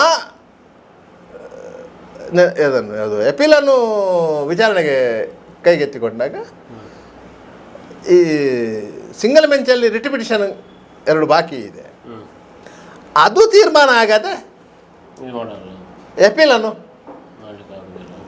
ಮಾಡಬಾರ್ದು ಅಂತೇಳಿ ಅವರು ಒಬ್ಜೆಕ್ಷನ್ ಫೈಲ್ ಮಾಡಿದರು. ಒಬ್ಜೆಕ್ಷನ್ ಫೈಲ್ ಮಾಡಿದಾಗ ಆಯಿತಾ, CBI ಪರವಾಗಿ SPP ಇವರು ಪ್ರಸನ್ನಕುಮಾರ್ ಅವರು FIR ಆಗಿದ್ದರು, ಸಂತೋಷ್ ರಾವ್ನ ಪರವಾಗಿ ಮೋಹಿತ್ FIR ಆಗಿದ್ದರು. ಅವ್ರು ಹೇಳಿದರು ಇಲ್ಲ ಒಂದು ರಿಟ್ ಪಿಟಿಷನ್ ಏನದು. ಆಗ ಇದೇ ಕೇಸಿಗೆ ಸಂಬಂಧಪಟ್ಟಾಗ 2 ರಿಟ್ ಪಿಟಿಷನ್ ಇರೋದರಿಂದ ಆ 2 ರಿಟ್ ಪಿಟಿಷನ್ಗಳನ್ನು ಮುಖ್ಯ ವಿಚಾರಣೆ ಒಟ್ಟಿಗೆ ವಿಚಾರಣೆ ಮಾಡುವ ಅಂತೇಳಿ ಅದನ್ನು ಡಿವಿಷನ್ ಬೆಂಚ್ ಅಲ್ಲಿಗೆ ತರಿಸ್ಕೊಂಡಿತ್ತು. ಒಟ್ಟಾರೆಯಾಗಿ ಇವರದು ಐಡಿಯಾ ಏನಿತ್ತು ಅಂತ ಹೇಳಿದರೆ ರಿಟ್ ಪಿಟಿಷನ್ ಮತ್ತು ಎಪೀಲ್ ಆ 3 ಕ್ಲಬ್ ಮಾಡಿ ವಿಚಾರಣೆ ಮಾಡಿದರೆ ಆರೋಪಿಗೆ ಲಾಭ ಆಗುತ್ತೆ ಅಂತೇಳಿ ಇವರು ರಿಟ್ ಪಿಟಿಷನ್ ಹಾಕಿದ ಉದ್ದೇಶವೂ ಅದೇ. ಆಯಿತಾ, ಆ ಬಗ್ಗೆ ಆರ್ಗ್ಯುಮೆಂಟ್ ಆಯಿತು. ಆರ್ಗ್ಯುಮೆಂಟ್ ಆದಾಗ ಹೈಕೋರ್ಟ್ನ ಡಿವಿಷನ್ ಬೆಂಚು ಆ 2 ರಿಟ್ ಪಿಟಿಷನ್ಗಳನ್ನು ವಜಾ ಮಾಡಿತ್ತು, CBIನವರ ಎಪೀಲನ್ನು ವಜಾ ಮಾಡಿತ್ತು. ಸಹಜವಾಗಿ ಸಂತೋಷ್ ರಾವ್ ಮತ್ತೊಮ್ಮೆ ರಿಲೀಫು ಸಿಕ್ಕಿತ್ತು. ಈಗ ಇರುವುದು ಏನಂತ ಹೇಳಿದರೆ ಈ ಪ್ರಕರಣದಲ್ಲಿ ಮತ್ತೆ ಸುಪ್ರೀಂ ಕೋರ್ಟಿಗೆ ಹೋಗುವ ಅವಕಾಶಗಳು ಇದೆಯಾದರೆ ಇರುವುದು ಯಾರಿಗೆ? CBIನವರಿಗೆ ಇದೆ, ಕಂಪ್ಲೇಂಟಿಗಿಲ್ಲ. ಈ ರಿಟ್ ಪಿಟಿಷನ್ನ ಮೇಲೆ ರಿಟ್ ಪಿಟಿಷನ್ ರಿಜೆಕ್ಟ್ ಆಗಿದೆ. ಅದರ ಪಿಟಿಷನರ್ ಇರೋದು ಚಂದಪ್ಪ ಗೌಡರು. ಅವ್ರು ಇತ್ತೀಚೆಗೆ ತೀರಿದ್ರು. ಅವ್ರ ಮನೆಯವ್ರು ಮಾಡ್ಬೋದು, ಅದು ಮಾಡಬಾರ್ದು ಅಂತ ಏನಿಲ್ಲ. ಆದರೆ ಅದಕ್ಕೆ ಟೈಮ್ ಬಾಂಡ್ ಇದೆ, 60 ದಿವಸ ಒಳಗೆ ಹೋಗಬೇಕು. ಸಂತೋಷ್ ರಾವ್ ಹೋಗಲಿಲ್ಲ, ಅವನು 60 ದಿವಸದೊಳಗೆ ಹೋಗಬೇಕು. ರಿಟ್ ಪಿಟಿಷನ್ ವಜಾ ಮಾಡಿದಾಗ ಅವರು ಹೋಗಿಲ್ಲ, ಅವರು 60 ದಿವಸದೊಳಗೆ ಹೋಗಬೇಕು. ಅವರಿಗೆ ಡಿಲೇ ಕಂಟಿನ್ಯೂಸ್ ಬರೋದಿಲ್ಲ. ಆದರೆ ಏಜೆನ್ಸಿಗೆ ಬರುತ್ತೆ, ಇನ್ವೆಸ್ಟಿಗೇಷನ್ ಏಜೆನ್ಸಿಗೆ ಬರುತ್ತೆ. ಅದರಿಂದಾಗಿ ಅವರು ಸುಪ್ರೀಂ ಕೋರ್ಟಿಗೆ ಇದು ಸುಪ್ರೀಂ ಕೋರ್ಟಲ್ಲಿ ಏನಾಗ್ತದೆ ಮತ್ತೆ ನೋಡಬೇಕು. ಇದು ಸದ್ಯದ ಪರಿಸ್ಥಿತಿ ಅಷ್ಟು. ಈಗ ಏನಾಗಿದೆ ಅಂತ ಹೇಳಿದರೆ ಸೋಷಿಯಲ್ ಮೀಡಿಯಾ ಜಮಾನ. ಯಾರಿಗೂ ಈ ಪ್ರಕರಣದ ಸತ್ಯಾಸತ್ಯತೆ ಅರಿವಿಗಿಲ್ಲ. ಸೋಷಿಯಲ್ ಮೀಡಿಯಾ ವಿಚಾರಣೆ ಆಗ್ತಾ ಇದೆ, ಸೋಷಿಯಲ್ ಮೀಡಿಯಾದಲ್ಲಿ ವಿಚಾರಣೆ ಆಗ್ತಾ ಇದೆ. ಎಲ್ಲರಿಗೂ ಧರ್ಮಸ್ಥಳ ಅಂದರೆ ಏನು ಅಂತಂದು ಈಗ ನಾವು ಸವಿಸ್ತಾರವಾಗಿ ಹೇಳಿದ್ದೇವೆ. ಧರ್ಮಸ್ಥಳ ಅಂದರೆ ಏನು? ಚತುರ್ಧಾನ ಪರಂಪರೆಯ ಪರಮ ಪವಿತ್ರ ಕ್ಷೇತ್ರ. ಯಾವುದೇ ದೇವಸ್ಥಾನಗಳಲ್ಲಿ ಚತುರ್ಧಾನ ಪರಂಪರೆ ಇಲ್ಲ. ಅನ್ನ, ವಸತಿ, ವಿದ್ಯಾ, ಅಭಯ, ಔಷಧದಾನ ಎಲ್ಲ ಚತುರ್ಧಾನ ಪರಂಪರೆಯ ಕ್ಷೇತ್ರ. ಅನ್ನದಾನ ಪರಂಪರೆ ಆರಂಭವಾದದ್ದೇ ಧರ್ಮಸ್ಥಳದಲ್ಲಿ. ಅದ ನಂತರ ಈಗ ಎಲ್ಲ ದೇವಸ್ಥಾನಗಳಿಗೆ ಹರಡಿಕೊಂಡು ಬಂದಿದೆ. ನಮ್ಮ ಈ ಪ್ರದೇಶದಲ್ಲಿ ಸಾಧಾರಣ ದೇವಸ್ಥಾನದಲ್ಲಿ ಎಲ್ಲ ದೇವಸ್ಥಾನಗಳಲ್ಲಿ ಈಗ ಅನ್ನದಾನ ಪರಂಪರೆ ಇದೆ, ವಿದ್ಯಾದಾನ ಇದೆ. ಅತ್ಯಂತ ಕಡಿಮೆ ವೆಚ್ಚದಲ್ಲಿ ಸರ್ಕಾರಿ ಫೀಸಿನಲ್ಲಿ ಅತ್ಯುತ್ತಮ ಶಿಕ್ಷಣ ಪಡೆಯುವಂಥ ಶಿಕ್ಷಣ ಸಂಸ್ಥೆಗಳು ಧರ್ಮಸ್ಥಳದ ಆಡಳಿತದಲ್ಲಿ ನಡೀತಾ ಇದೆ.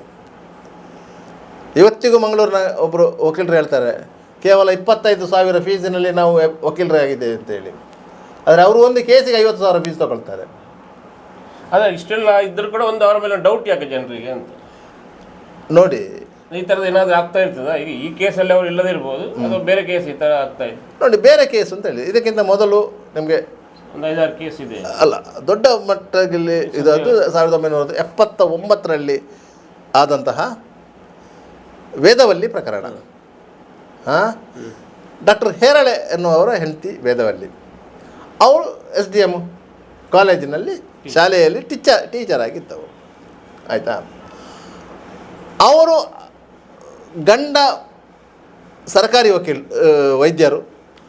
ಅವರು ಅವತ್ತು DHO ಕಚೇರಿಗೆ ಬಂದ ಸಂದರ್ಭದಲ್ಲಿ ಅವರು ಮನೆಯ ಬಾತ್ರೂಮ್ನೊಳಗೆ ಸೀಮೆ ಎಣ್ಣೆ ಸುರಿದುಕೊಂಡು ಬೆಂಕಿ ಹಚ್ಚಿಕೊಂಡು ಆತ್ಮಹತ್ಯೆ ಮಾಡಿಕೊಂಡರು. ಆ ಬಾಗಿಲನ್ನು ಸ್ಥಳೀಯರು ಹೊಗೆ ಬರ್ತದೆ ಅಂತ ನೋಡಿ ಬಾಗಿಲು ಒಡೆದು ಆ ಅಮ್ಮನ್ನು ಬದುಕಿಸಲಿಕ್ಕೆ ಪ್ರಯತ್ನ ಪಟ್ಟದ್ದು. ಆ ಅಮ್ಮ ಬದುಕಲಿಲ್ಲ. ಡಾಕ್ಟರ್ ಹೇರಳೆಯವರು ಕಾರಣದಿಂದಾಗಿ ಆ ಹೆಂಗಸು ಆತ್ಮಹತ್ಯೆ ಮಾಡಿಕೊಂಡ್ರಂತ ಕಂಪ್ಲೇಂಟ್ ಆಯಿತು, ಕೇಸ್ ಆಯಿತು. ಹೇರಳೆಯವರು ಜೈಲಿಗೆ ಹೋದರು, ಜಾಮೀನಲ್ಲಿ ಹೊರಗೆ ಬಂದರು. ಆಗ ಅವರು ನನ್ನ ಹೆಂಡತಿಯನ್ನು ಧರ್ಮಸ್ಥಳದವರು ಕೊಂದರು ಅಂತ ಹೇಳಿದರು. ಅದಕ್ಕೆ ಆಗಿನ ಕಾಲದ ಕೆಲವು ಪ್ರಗತಿಪರರು, ವಿಚಾರವಾದಿಗಳು ಹೇರಳೊಟ್ಟಿಗೆ ಸೇರಿಕೊಂಡರು, ಕಮ್ಯುನಿಸ್ಟರು ಸೇರಿಕೊಂಡರು. ಆಯಿತಾ? ಅದು ಪ್ರೂವ್ ಆಗಲಿಲ್ಲ. ಯಾಕಂದರೆ ಅವರೇ ಆರೋಪಿ ಹೇಳಿದ ಮಾತಿಗೆ ನ್ಯಾಯಾಂಗದಲ್ಲಿ ಮನ್ನಣೆ ಇಲ್ಲ, ಅದರಿಂದ ಅದು ಆಗಲಿಲ್ಲ. ಅದ ನಂತರ ಇವರು ಹೊರಗೆ ಬಂದ ಮೇಲೆ ಯಾವ ಕಾರಣಕ್ಕಾಗಿ ಗಂಡ ಹೆಂಡತಿಯ ಮಧ್ಯೆ ಗಲಾಟೆ ಆಗ್ತಿತ್ತ ಅದು ಸಾರ್ವಜನಿಕರಿಗೆ ಗೊತ್ತಾಯಿತು. ಯಾಕಂದರೆ ಹೇರಳೆಯವರಿಗೆ ಒಂದು ಅಕ್ರಮ ಸಂಬಂಧ ಇತ್ತು. ಆ ವಿಚಾರದಲ್ಲಿ ಗಂಡ ಹೆಂಡತಿಯರ ಮಧ್ಯೆ ಗಲಾಟೆ ಆಗಿತ್ತು. ಆವತ್ತು ಬೆಳಿಗ್ಗೆ ಸಹ ಅದೇ ವಿಚಾರದಲ್ಲಿ ಗಲಾಟೆ ಆಗಿತ್ತು. ಅವರು ಮಂಗಳೂರಿಗೆ ಬಂದಾಗ ಇವರು ಸುಸೈಡ್ ಮಾಡ್ಕೊಂಡಿದ್ರು. ಇವರು ಜೈಲಿಗೆ ಹೋಗಿ ವಾಪಸ್ಸು ಬಂದ ಮೇಲೆ ಆ ಯಾರೊಟ್ಟಿಗೆ ಅಕ್ರಮ ಸಂಬಂಧ ಇಟ್ಟುಕೊಂಡಿದ್ರು ಅವಳನ್ನೇ ಅವರು ಇಟ್ಟುಕೊಂಡ್ರು. ಅವ್ರು ಇತ್ತೀಚೆಗೆ ತೀರುವವರೆಗೆ ಆ ಹೆಂಗಸಿತ್ತು ಅವರೊಟ್ಟಿಗೆ. ಇದು ಧರ್ಮಸ್ಥಳದವರ ತಲೆಗೆ ಕಟ್ಟುವಂಥ. ಯಾಕಂದರೆ ಅವರ ಹೇಗೆ ಕಟ್ಟಿದ್ರು ಅಂತ ಹೇಳಿದರೆ, ಇವರು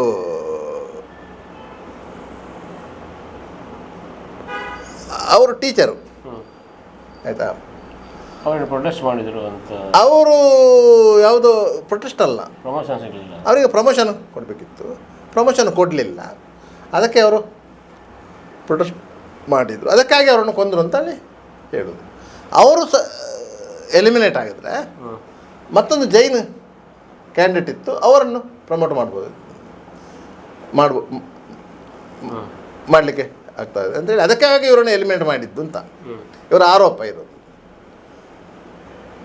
ಧರ್ಮಸ್ಥಳದ ಎಲ್ಲ ವಿದ್ಯಾಸಂಸ್ಥೆಗಳು SDM ಎಜುಕೇಷನ್ ಟ್ರಸ್ಟ್ನ ಅಡಿಯಲ್ಲಿ ಬರುವಂಥದ್ದು. ಅದು ಅಲ್ಪಸಂಖ್ಯಾತ ಕೋಟಾದ ಅಡಿಯಲ್ಲಿ ಬರುವಂಥ ವಿದ್ಯಾಸಂಸ್ಥೆಗಳು. ಆಯಿತಾ? ಸಂವಿಧಾನದ ಆರ್ಟಿಕಲ್ 30 ಅಡಿಯಲ್ಲಿ ಅವರಿಗೆ ಒಂದು ವಿಶೇಷವಾದ ಅವಕಾಶಗಳು ಇವೆ. ಎಜುಕೇಷನ್ ಇನ್ಸ್ಟಿಟ್ಯೂಷನ್ ಸ್ಥಾಪನೆ ಮಾಡಲಿಕ್ಕೆ ಅದು ಜೈನರಿಗಿದೆ, ಕ್ರಿಶ್ಚಿಯನ್ರವರಿಗಿದೆ, ಮುಸ್ಲಿಮರಿಗಿದೆ, ಬೇರೆ ರಾಜ್ಯದಲ್ಲಿ ತುಳುವರಿಗಿದೆ, ಕೊಂಕಣಿಗಳಿಗಿದೆ. ಅವೆಲ್ಲ ನಾವು ಅಲ್ಪಸಂಖ್ಯಾತರು, ಭಾಷಾ ಅಲ್ಪಸಂಖ್ಯಾತರು ಮತ್ತು ಮತೀಯ ಅಲ್ಪಸಂಖ್ಯಾತರು ಅಂತ ಬರ್ತದೆ. ಅದು ಆರ್ಟಿಕಲ್ 30 ಆಫ್ ಇಂಡಿಯನ್ ಕಾನ್ಸ್ಟಿಟ್ಯೂಷನ್ಸಿ. ಹಾಗೆ ಇದರಲ್ಲಿ ಆ ಎಲ್ಲ ವಿದ್ಯಾಸಂಸ್ಥೆಗಳು ಸರ್ಕಾರದ ಅನುದಾನಕ್ಕೆ ಒಳಪಟ್ಟವುಗಳು, ಹೊರತು ಮ್ಯಾನೇಜ್ಮೆಂಟಿಗೆಲ್ಲ. ಮ್ಯಾನೇಜ್ಮೆಂಟ್ ಇವರೇ ಅವರನ್ನು ಟ್ರಾನ್ಸ್ಫರ್ ಮಾಡೋದು, ಅವರನ್ನು ನೇಮಕ ಮಾಡೋದು, ಅವರಿಗೆ ಪ್ರಮೋಷನ್ ಕೊಡೋದು ಸರ್ಕಾರ ಅಲ್ಲ, ಸಂಸ್ಥೆಯೇ ಕೊಡೋದು. ಆದ್ದರಿಂದ ಇವರು ಬೇಕಾದರೆ ನಿಯಮಾವಳಿಯನ್ನು ತಪ್ಪಿಸಿ ಪ್ರಮೋಷನ್ ಕೊಡ್ಬೋದು, ಅದಕ್ಕೆ ಒಬ್ಬರನ್ನು ಕೊಲ್ಲಬೇಕಂತ ಇಲ್ಲ, ಅನಿವಾರ್ಯತೆ ಇಲ್ಲ. ಇದು ಅಲ್ಪಸಂಖ್ಯಾತ ಶಿಕ್ಷಣ ವ್ಯವಸ್ಥೆ ಅಡಿಯಲ್ಲಿ ಬರುವಂಥದ್ದು. ಆದ್ದರಿಂದ ಅವರನ್ನು ಎಲಿಮಿನೇಟ್ ಮಾಡುವಂಥ ಅನಿವಾರ್ಯತೆ ಇಲ್ಲ. ಅವ್ರು ಬೇಕಾದ್ರೆ ವಜಾ ಮಾಡ್ಬೋದು.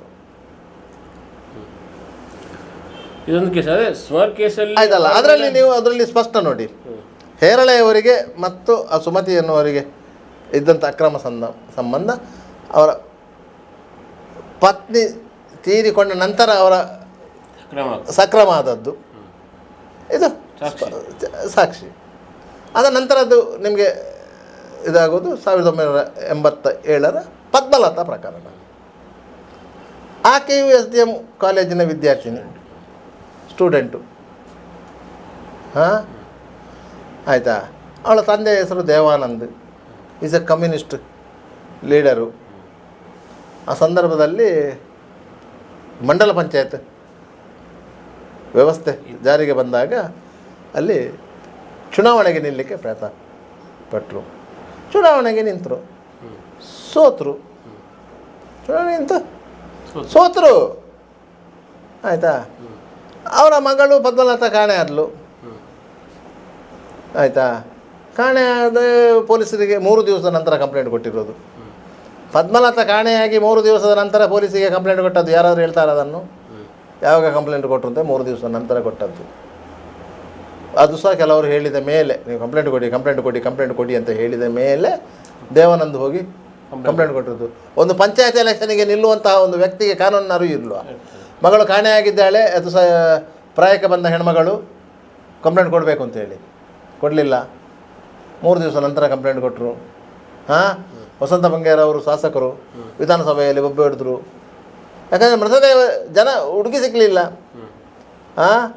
ಪೊಲೀಸರು ತನಿಖೆ ಮಾಡಿದಾಗ ಅವಳಿಗೆ ಕಾರ್ಯತರ್ಕದ ವಸಂತನೊಟ್ಟಿಗೆ ಲವ್ ಇದ್ದದ ವಿಚಾರ ಗೊತ್ತಾಯಿತು. ವಸಂತನ ಹುಡುಕುವಾಗ ವಸಂತ ಇಲ್ಲ. ಯಾಕಂದರೆ ಪೊಲೀಸರು ತನಿಖೆ ಮಾಡ್ತಾ ಇದ್ದದ್ದು ಮಿಸ್ಸಿಂಗ್ ಆದ ಹುಡುಗಿಯನ್ನು, ಕೊಲೆಯಾದ ಹುಡುಗಿಯನ್ನಲ್ಲ. ಅವಳ ಸಂಪರ್ಕ ಯಾರಲ್ಲಿತ್ತು? ಕಾರ್ಯತರ್ಕ ವಸಂತನ ಹುಡುಕುವಾಗ ವಸಂತ ಇಲ್ಲ. ಪೊಲೀಸರು ವಸಂತನನ್ನು ಹುಡುಕಿದ್ರು. ವಸಂತ ಕೊನೆಗೆ ವೇಣೂರಲ್ಲಿ ಸಿಕ್ಕಿದ. ಅವನ್ನೇ ತಾಕಿಕೊಂಡು ಬಂದರು. ಇಷ್ಟೊತ್ತಿಗೆ ಕಮ್ಯುನಿಸ್ಟ್ನವರು ಸೇರಿಕೊಂಡು ಒಂದು ಪ್ರತಿಭಟನಾ ಮೆರವಣಿಗೆ ಮಾಡಿದರು. ಎಲ್ಲಿಂದ? ಧರ್ಮಸ್ಥಳದಿಂದ ಬೆಳ್ತಂಗಡಿಗೆ. ಇವರ ಪ್ರತಿಭಟನೆ ಮೆರವಣಿಗೆ ಬೆಳ್ತಂಗಡಿಗೆ ಮುಟ್ಟುತ್ತಿದ್ದಾಗೆ ಇವರಿಗೆ ಪೊಲೀಸರಿಗೆ ಹೆದರಿಕೆ ಆಯಿತು. ಅದು ಹಳೆ ಪೊಲೀಸ್ ಸ್ಟೇಷನು ಬೆಳ್ತಂಗಡಿದ್ದು. ಈಗಿನ ಪೊಲೀಸ್ ಸ್ಟೇಷನ್ ಹೋಗುವ ಈ ಕಡೆ ಇದೆ. ನೀವು ಈಗ ತಾಲೂಕು ಆಫೀಸಿನ ಎದುರುಗಡೆ ಅದು ಹಳೆ ಬಿಲ್ಡಿಂಗ್, ಈಗ ಹೊಡೆದ್ರೆ ಏನೋ. ಆಯಿತಾ? ಅಲ್ಲಿ ಜಗಲಲ್ಲಿ ನಿಂತರೆ ಒಳಗಿನ ಪೊಲೀಸ್ ಸ್ಟೇಷನ್ ಎಲ್ಲ ಕಾಣ್ತದೆ. ವಸಂತನನ್ನು ಅಲ್ಲೇ ಸೆಲ್ಲಲ್ಲಿ ಕೂರಿಸಿದ್ದಾರೆ. ಇವರು ಸ್ಟೇಷನ್ ಜಗಲಿಗೆ ಬಂದರೆ ವಸಂತ ಒಳಗಿದ್ದು ಗೊತ್ತಾಗ್ತದೆ. ಈ BM ಭಟ್ರು, ವಿಷ್ಣುಮೂರ್ತಿ ಇವರೆಲ್ಲ ಒಂದು 20-25 ಮಂದಿ. ಇವರು ಬಸ್ ಸ್ಟ್ಯಾಂಡ್ ಹತ್ರ ಬಂದಾಗಿದೆ. ಇನ್ನು ಇವರನ್ನು ಸ್ಟೇಷನಲ್ಲಿ ಇಟ್ಟರೆ ಸಮಸ್ಯೆ ಆಗ್ತದೆ ಅಂತ ಹೇಳಿ ಪೊಲೀಸರು ಅವರನ್ನು ಎತ್ತಿ ಜೀಪಲ್ಲಿ ಹಾಕಿ ಜೀಪು ಹೊರಡೋದು. ಅಷ್ಟೊತ್ತಿಗೆ ಇವರು ಬಂದಾಯಿತು. ನೋಡುವಾಗ ವಸಂತ ಜೀಪಲ್ಲಿದ್ದಾರೆ. ಜೀಪಿಗೆ ಮುತ್ತಿಗೆ ಹಾಕಿದ್ರು. ಇವ್ರನ್ನ ವಸಂತನ ಹೊರಗೆ ಎಳೆದ್ರು. ಇವರನ್ನ ಯಾಕೆ ತೊಗೊಂಡೋಗಿದ್ದೀರಿ ಅಂತೇಳಿ. ಪೊಲೀಸರು ಆ ಸಂದರ್ಭದಲ್ಲಿ ಏನು ಮಾಡುವಾಗಿಲ್ಲ, 8 ಮಂದಿ ಪೊಲೀಸರಿದ್ದದ್ದು. ಪೊಲೀಸರಿದ್ದದೆಷ್ಟು? 8 ಮಂದಿ ಸಿಬ್ಬಂದಿಗಳಿದ್ದದ್ದು. ಏನು ಮಾಡುವ ಪರಿಸ್ಥಿತಿಯಲ್ಲಿ ಇರಲಿಲ್ಲ. ಇವರು ಹೊಸದರನ್ನು ಬಿಡಿಸ್ಕೊಂಡು ಹೋದರು. ಆಯಿತಾ? ವಸಂತ ಸೇಪಾದ ವಸಂತ ಮಂಗೇರರು ವಿಧಾನಸಭೆಯಲ್ಲಿ ಒಬ್ಬ ಹಿಡಿದ್ರು. ಸರ್ಕಾರ COD ಕೊಟ್ಟಿತ್ತು. ರುದ್ರಯ್ಯನವರು ಬಂದರು. ಲಾಸ್ಟಿಗೆ ಒಂದು ಮರದಾರಿ ಸಿಕ್ಕಿತು. 52 ದಿನದ ನಂತರ ಡೆಡ್ ಬಾಡಿ ಸಿಕ್ಕಿತ್ತು. ಸ್ಕೆಲ್ಟರ್ ಆಗಿತ್ತು. ಬಟ್ಟೆ ಆಧಾರದಲ್ಲಿ ಅವಳು ಅಂತ ಹಿಡಿದ್ರು. ಮರದ ರೀಪು ಸಿಕ್ಕಿದಾಗ ಯಾರಿಗೂ ತನಿಖೆ ಬೇಡ. 29 ವರ್ಷಗಳ ಕಾಲ ಪದ್ಮನಾಥನ ಅಣ್ಣ ಮನೆಗೆ ಹೋಗಲಿಲ್ಲ. ಯಾರಾದ್ರು ಹೇಳಿದಾರ? ಅವ ಯಾಕೆ ಮನೆಗೆ ಹೋಗಲಿಲ್ಲ ಅಂತ ಯಾರಾದರೂ ಕೇಳಿದಾರ?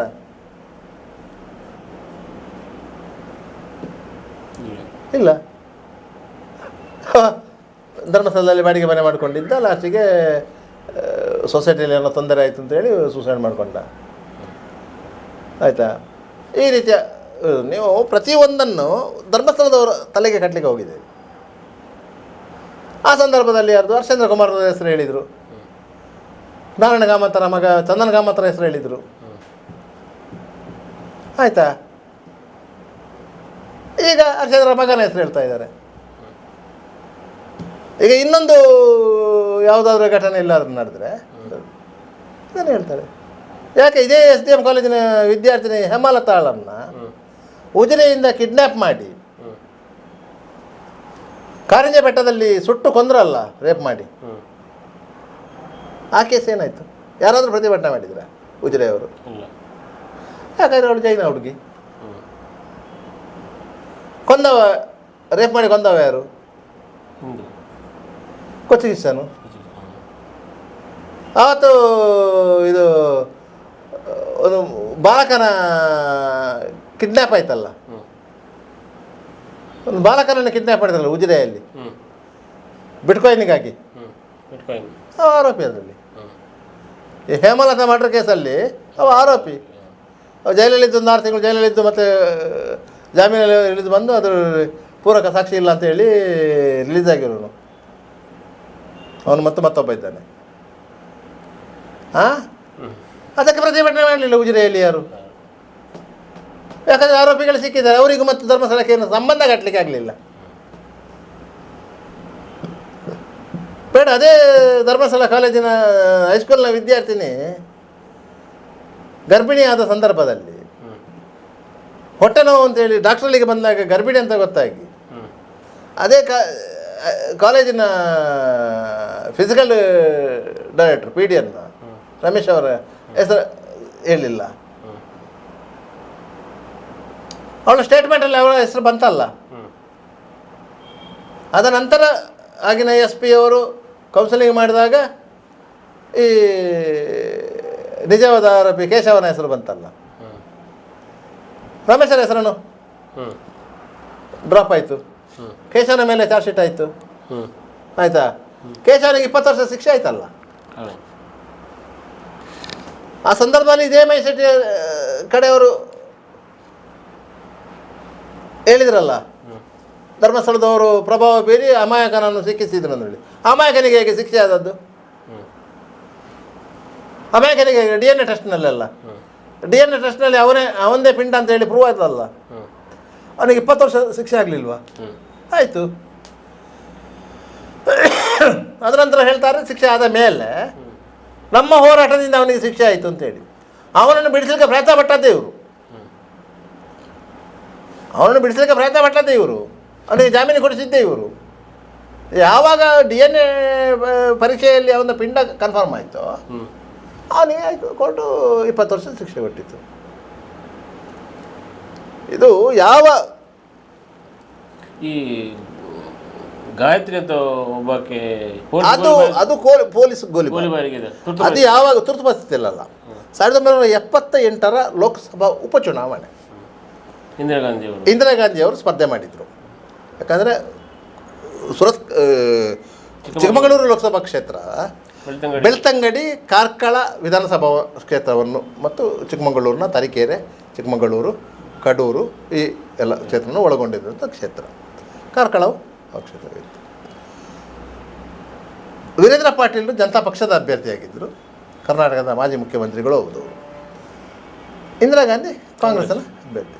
ಆ 77ರ ಚುನಾವಣೆಯಲ್ಲಿ ಅಲ್ಲಿ ಡಿ ಪಿ ಚಂದ್ರೇಗೌಡರು ಗೆದ್ದಿದ್ದರು. ಅವ್ರಿಗೆ ಬಿಟ್ಟುಕೊಟ್ರು. ಅವರು ರಾಜೀನಾಮೆ ಕೊಟ್ಟರಿಂದ ಇಂದಿರಾ ಗಾಂಧಿ ಅವರು ಆಗ ಭಾರಿ ತುರುಸಿನ ಸ್ಪರ್ಧೆ ನಡೆದಿತ್ತು. ಬಾಬು ಜಗಜೀವನ್ ರಾಮ್ ಕೇಂದ್ರದಲ್ಲಿ ಸಚಿವರು. ಆವತ್ತು ಉಜಿರೆಯಲ್ಲಿ ಅವರ ಸಾರ್ವಜನಿಕ ಸಭೆ ಇತ್ತು. ಆವತ್ತು ಆ ಸಭೆಯ ನಂತರ ಕಾಂಗ್ರೆಸ್ನವರ ಸಭೆ ಇತ್ತು. ಆಯಿತಾ, ಎರಡು ಪಕ್ಷದ ಕಾರ್ಯಕರ್ತರ ಮಧ್ಯೆ ಘರ್ಷಣೆ ಆಯಿತು, ಫೈರಿಂಗ್ ಆಯಿತು. ಈ ಗಾಯತ್ರಿ ಕಾಲೇಜಿಂದ ಬರ್ತಿದ್ದಳು, ಅವಳ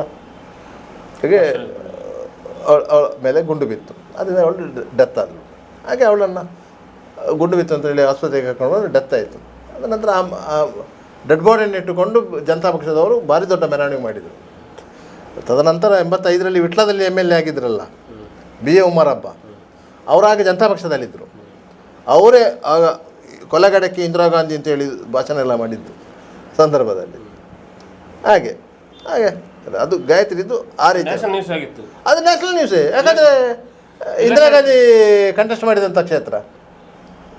ಆ ಸಂದರ್ಭದಲ್ಲಿ ರಾಜ್ಯದಲ್ಲಿ ದೇವರಾಜ ಸರ್ಕಾರ ಇತ್ತು. ಎಲ್ಲ ರೌಡಿಗಳು ಬಂದು ಚಿಕ್ಕಮಗಳೂರಲ್ಲಿ ಕ್ಯಾನ್ವಸ್ ಮಾಡಿದ್ದು ಆ ಕ್ಷೇತ್ರ, ಆ ಎಲೆಕ್ಷನಿಗೆ. MP ಜಯರಾಜು, ಕೊತ್ವಾಳ ರಾಮಚಂದ್ರ ಎಲ್ಲರೂ ಚಿಕ್ಕಮಗಳೂರಿಗೆ ಬಂದವರೇ ಕಾಂಗ್ರೆಸ್ ಪರವಾಗಿ. ಈ ರಾಜಕೀಯದಲ್ಲಿ ರೌಡಿಗಳನ್ನು ಬಳಸಿಕೊಂಡದ್ದು ಆ ಎಲೆಕ್ಷನಲ್ಲಿ. ಅದರ ನಂತರ ಎಲ್ಲ ಎಲೆಕ್ಷನಲ್ಲಿ ಎಲ್ಲರೂ ಬಳಸ್ಕೊಂಡ್ರು. ಸುರಿಗೆ ಬಳಸಿಕೊಂಡದ್ದು ಆ ಎಲೆಕ್ಷನಲ್ಲಿ MD ನಟರಾಜ್ ಅಂತೇಳಿ ದೇವರಾಜ ಅರಸು ಅವರ ಅಳಿಯ. MP ಜಯರಾಜನ್ನು ಕರ್ಕೊಂಡು ಬಂದಿದ್ದಾನೆ. ಶಿವಮೊಗ್ಗದಿಂದ ಕೊತ್ವಾಲು ಬಂದ. ಅದರಿಂದಾಗಿ ಕೊತ್ವಾಲು ಅದ ನಂತರ ಬೆಂಗಳೂರಿಗೆ ಹೋಗಿ ಸೆಟ್ಲ್ ಆದ್ದು ಆ ಎಲೆಕ್ಷನ್ ನಂತರ. ಅಲ್ಲಿ ಕೊತ್ವಾಲಿಗೂ ಜಯರಾಜಿಗೂ ಇದಾಗಿ ಕೊತ್ವಾಲನ್ನು ಕೊತ್ವಾಲನ್ನು ಬೇರೆಯವರು ಹೊಡೆದ್ರು, ಜಯರಾಜನ್ನು ಆಯಿಲ್ ಕುಮಾರ್ ಕಡೆಯವರು, ಮುತ್ತಪ್ರಾಯಿ ಕಡೆಯವರು ಹೊಡೆದ್ರು. ಈ ರೀತಿಯ ಗಲಾಟೆ ಆಯಿತು. ಆದರೆ ರಾಜಕೀಯಕ್ಕೆ ರೌಡಿಗಳು ಎಂಟ್ರಿ ಆದದ್ದು ಇಂದಿರಾ ಗಾಂಧಿಯ ಆ ಬೈ ಎಲೆಕ್ಷನ್. ಆ ಸಂದರ್ಭದಲ್ಲಿ ಇಂದಿರಾ ಗಾಂಧಿಯವರು ಧರ್ಮಸ್ಥಳಕ್ಕೆ ಬಂದಿದ್ದರು. ಅಲ್ಲಿ ತುಂಬ ಮಂದಿ ಸೇರಿದರು. ಯಾಕಂದರೆ ಧರ್ಮಸ್ಥಳದವರು ಈ ಹಿಂದಿನಿಂದಲೂ ಕಾಂಗ್ರೆಸ್ಸಿನ ಪರವಾಗಿ ಇದ್ದವರು. ಇದು ರಾಷ್ಟ್ರೀಯ ಸ್ವಯಂ ಸೇವಕ ಸಂಘ, RSS, ವಿಶ್ವ ಹಿಂದೂ ಪರಿಷತ್ತಿಗೆ ಏನು ಇದ್ದವರಲ್ಲ. ಯಾಕಂದರೆ ವೀರೇಂದ್ರ ಹೆಗಡೆಯವರ ತಂದೆ ರತ್ನವರ್ಮ ಹೆಗಡೆಯವರು ಕಾಂಗ್ರೆಸ್ ಪಕ್ಷದಿಂದ ಬೆಳ್ತಂಗಡಿಯಲ್ಲಿ MLA ಆಗಿದ್ದರು. ಪ್ರಜಾ ಸೋಷಲಿಸ್ಟ್ ಯಾವುದೋ ಒಂದು ಪಕ್ಷದಿಂದ MLA ಆಗಿದ್ದರು. ಅದನಂತರ ಅವರು ಕಾಪುವಿನಲ್ಲಿ ಚುನಾವಣೆಗೆ ನಿಂತು ಭಾಸ್ಕರ್ ಶೆಟ್ಟರ್ ಎದುರು ಸೋತೋದ್ದು. ಆಯಿತಾ.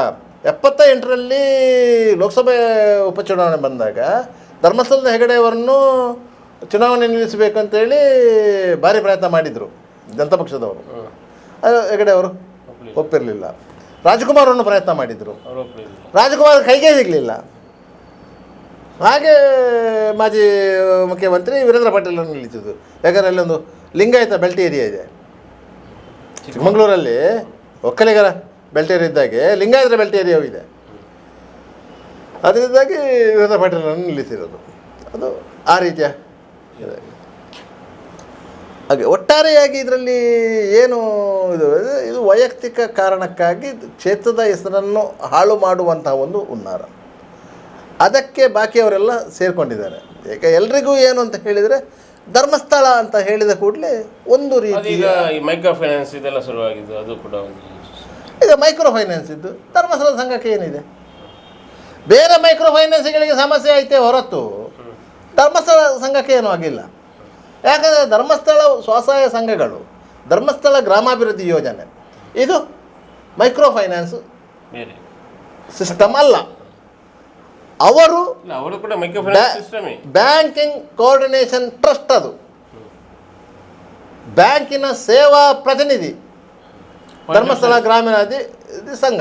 Point of service. Bank loan ಕೊಡ್ತದೆ, ಫಲಾನುಭವಿಗೆ ಮುಟ್ಟಿಸ್ತದೆ. ಫಲಾನುಭವಿ ಕಟ್ತಾರೆ, ಬ್ಯಾಂಕಿಗೆ ಮುಟ್ಟಿಸ್ತದೆ. ಇಷ್ಟೇ. ಯಾಕಂದರೆ ಇಂಡಿವಿಜುವಲ್ ಅಲ್ಲ, ಒಂದು ಗುಂಪು ಸ್ವಸಹಾಯ ಸಂಘಗಳು. ಹಾಂ, ಅದರಿಂದಾಗಿ ಅದರಲ್ಲಿ ಯಾವ ಕಾನೂನು ತಂದರೂ ಅದು ಆರ್ ಬಿ ಐನ ರೂಲ್ಸ್ ಆ್ಯಂಡ್ ರೆಗ್ಯುಲೇಷನ್ ಅಡಿಯಲ್ಲೇ ಇದೆ. R B I rules and regulation ಅಡಿಯಲ್ಲಿ ನಿಮಗೆ ಸೆಕ್ಯೂರ್ಡ್ ಲೋನಿಗೆ 14% ಬಡ್ಡಿ ವಿಧಿಸ್ಬೋದು. ಅನ್ಸೆಕ್ಯೂರ್ಡ್ ಲೋನ್ ಇದು ಅನ್ಸೆಕ್ಯೂರ್ಡ್ ಲೋನ್ 16% ಇರ್ಬೋದು. ಸೆಕ್ಯೂರ್ಡ್ ಲೋನಿಗೆ 14% ಬಡ್ಡಿ ವಿಧಿಸ್ಬೋದು. ಸೆಕ್ಯೂರ್ಡ್ ಲೋನ್ ಅಂದ್ರೇನು? ನೀವು ಜಾಗದ ದಾಖಲಾ ಪತ್ರವನ್ನು ಇಟ್ಟು ಲೋನ್ ತೆಗೆಯುವುದು, ಬಂಗಾರ ಇಟ್ಟು ಲೋನ್ ತೆಗೆಯುವುದು, ಇದೆಲ್ಲ ಸೆಕ್ಯೂರ್ಡ್ ಲೋನ್. ಒಂದು ವಾಹನಕ್ಕೆ ಸಾಲ ಪಡೆಯುವುದು, ಇಟ್ಸ್ ಸೆಕ್ಯೂರ್ಡ್ ಲೋನ್. ನಿಮಗೆ ಲೋನ್ ಕಟ್ಟದಿದ್ರೆ ವಸ್ತು ಇದೆ, ಅದಕ್ಕೆ 14%ವರೆಗೆ ಬಡ್ಡಿ ವಿಧಿಸ್ಬೋದು. ಅದಕ್ಕಿಂತ ಕಡಿಮೆ ಬಡ್ಡಿ ವಿಧಿಸಿದರೆ ಹೇಳೋದು, ಅದಕ್ಕಿಂತ ಜಾಸ್ತಿ ಬಡ್ಡಿ ವಿಧಿಸಬಾರ್ದು ಅಂತ ಮಾತ್ರ ಹೇಳೋದು. ಆಯಿತಾ? ಅನ್ಸೆಕ್ಯೂರ್ಡ್ ಲೋನು ಅದಕ್ಕೆ 16% ಬಡ್ಡಿ ವಿಧಿಸ್ಬೋದು. ಆರ್ ಬಿ ಐ ನಿಯಮ. ಅದಕ್ಕಿಂತ ಜಾಸ್ತಿ ಬಡ್ಡಿ ವಿಧಿಸುವಾಗಿಲ್ಲ, ನೀವು ಅದಕ್ಕಿಂತ ಕಡಿಮೆ ವಿಧಿಸ್ಬೋದು.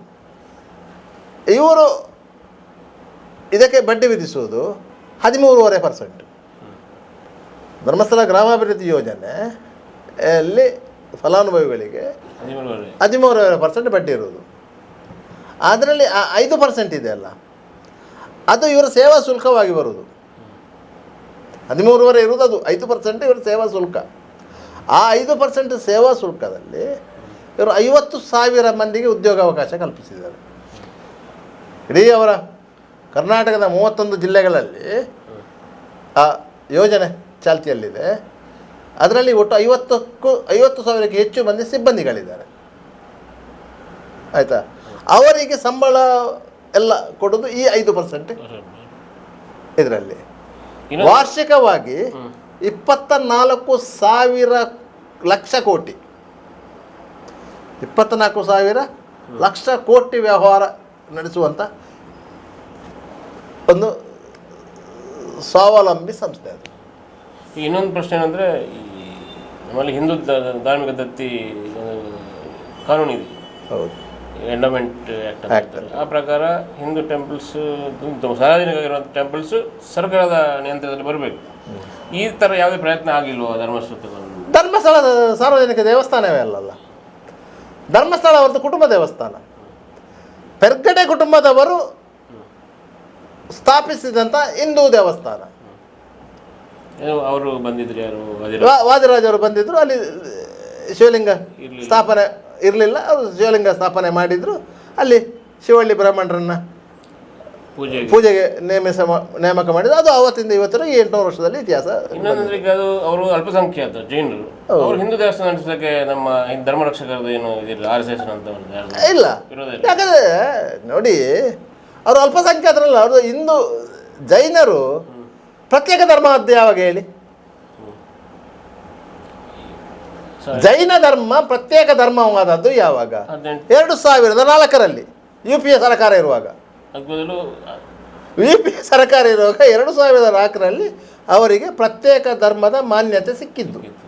ಅಲ್ಲಿವರೆಗೆ ಹಿಂದೂ ಧರ್ಮದ ಒಂದು ಪಂಥ, ಬೌದ್ಧ ಧರ್ಮ ಹೇಗೆ ಒಂದು ಪಂಥವೋ, ಸಿಖ್ ಧರ್ಮ ಹೇಗೆ ಒಂದು ಪಂಥವೋ, ಅದೇ ರೀತಿ ಜೈನ ಧರ್ಮವೂ ಸಹ ಹಿಂದೂ ಧರ್ಮದ ಒಂದು ಪಂಥ, ಹೊರತು ಸಪರೇಟ್ ಅಲ್ಲದು.